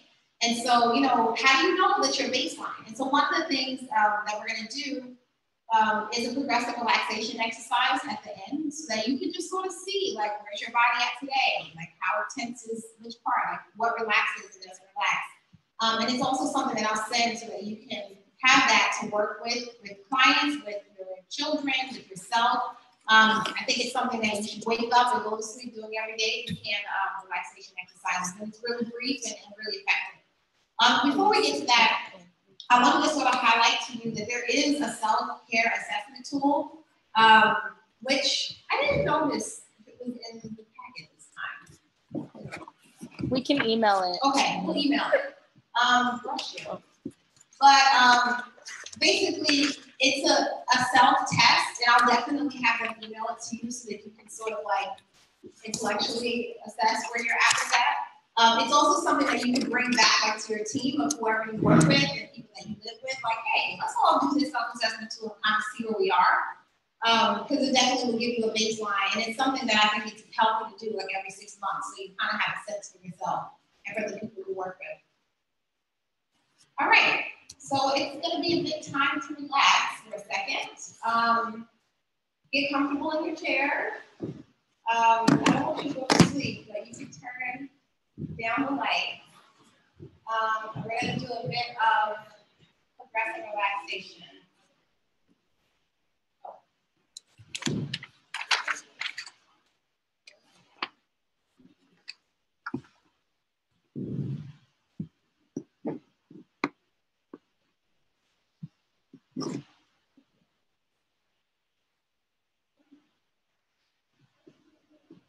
Can you actually click on it?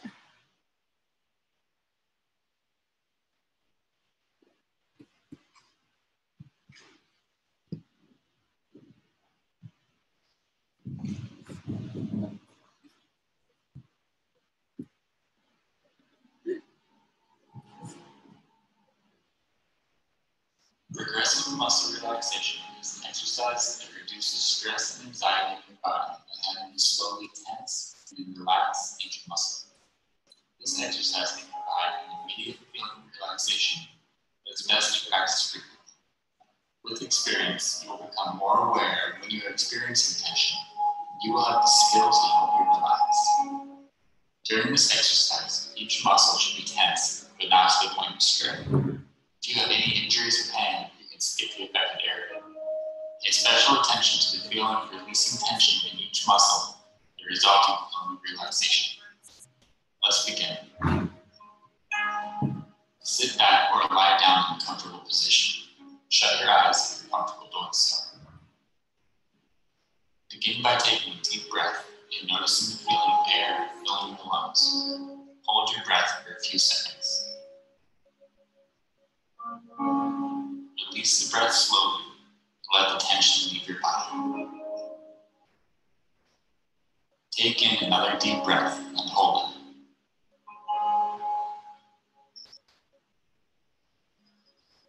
Again, slowly release the air. Even slower now, take another breath. Fill your lungs and hold the air.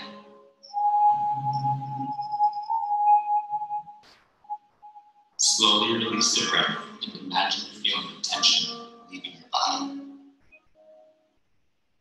Continue breathing slowly throughout this exercise. Try to focus on the feeling of air filling and leaving your lungs. It will be normal for your mind to wander. When it does, do your best to bring it back to the moment. Now, move your attention to your feet. Begin to tense your feet by curling your toes in the arch of your foot. Hold on to the tension and notice what it feels like. Release the tension in your foot. Notice the new feeling of relaxation. Next, begin to focus on your lower leg. Tense the muscles of your calves. Hold them tightly and pay attention to the feeling of tension. Release the tension from your lower legs. Again, notice the feeling of relaxation. Remember to continue taking deep breaths. Next, tense the muscles of your upper leg and pelvis. You can do this by tightly squeezing your thighs together. Make sure you feel tenseness without going to the point of strain. And release. Feel the tension in your muscles. Begin to tense your stomach and chest. You can do this by sucking your stomach in. Squeeze harder and hold the tension.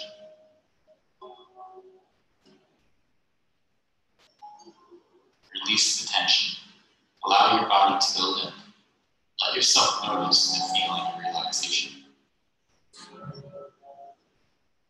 Continue taking deep breaths. Breathe in slowly, noticing air fill your lungs, and hold it. Release the air slowly. Feel it leaving your lungs. Next, tense the muscles of your back by bringing your shoulders together behind you. Hold them tightly. Tense them as hard as you can without straining, and keep holding.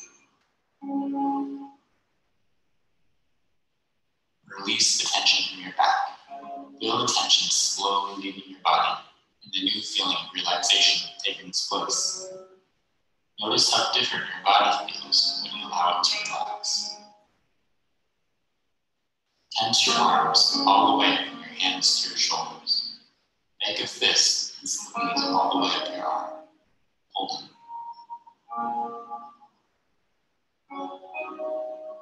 Release the tension from your arms and shoulders. Notice the feeling of relaxation in your fingers, hands, arms, and shoulders. Notice how your arms feel limp and at ease. Move up to your neck and your head. Tense your face and your neck by distorting the muscles around your eyes and mouth. Release the tension. Again, notice the new feeling of relaxation. Finally, tense your entire body. Your feet, legs, stomach, chest, arms, head, and neck. Tense harder without straining. Hold on to the tension.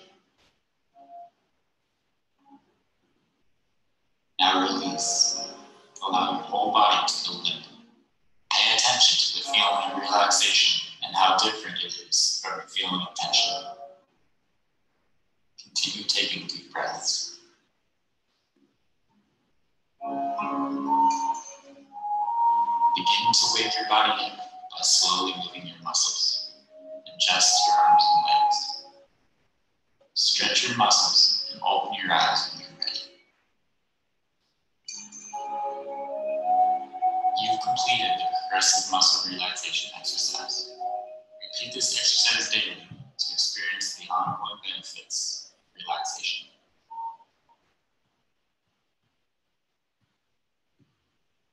How is that?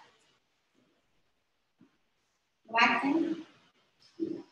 Did you notice what part of your body was the most tense that you noticed as you were relaxing? Your shoulders? Shoulders? Everybody's shoulders? Yeah. Yeah. Women tend to hold a lot of tension in their face too. It's something like when we do childbirth relaxation. They always say like a relaxed, the throat and the cervix are connected. And so if your jaw is tight and your mouth is tight, then your cervix is tighter. And so there's always this thing like, okay, relax your face. And it's like really an unconscious way to make sure that you're relaxing the inside of your body as well, because that's really where we hold a lot of tension a lot. But we're always surprised. If you relax your face, you're like, okay, wait, how do I relax my face? And where, you know, like, and then you feel, wow, so much tension. Like I'm constantly keeping my face a certain kind of way, keeping it up, keeping it smiling, but it's not necessarily super relaxed. Really good exercise to do on a regular basis, because then your body gets to also train itself to relax. And it's also really good if you have issues sleeping. So I'll definitely send this over again. This is one like to go to bed to every night. Like, and I'm kind of like one of those, I'm addicted to my like relaxation stuff, and I have to wake up to it. I have to go to sleep to it. It's because it's helped so much, especially when you have really stressful times. 5 minutes, and you're usually asleep if you're laying in the bed by the time you finish that. But it helps because a lot of times people wake up with pain because they've been tense all night. But if you tell your body to relax before you go to sleep, it stays however you want.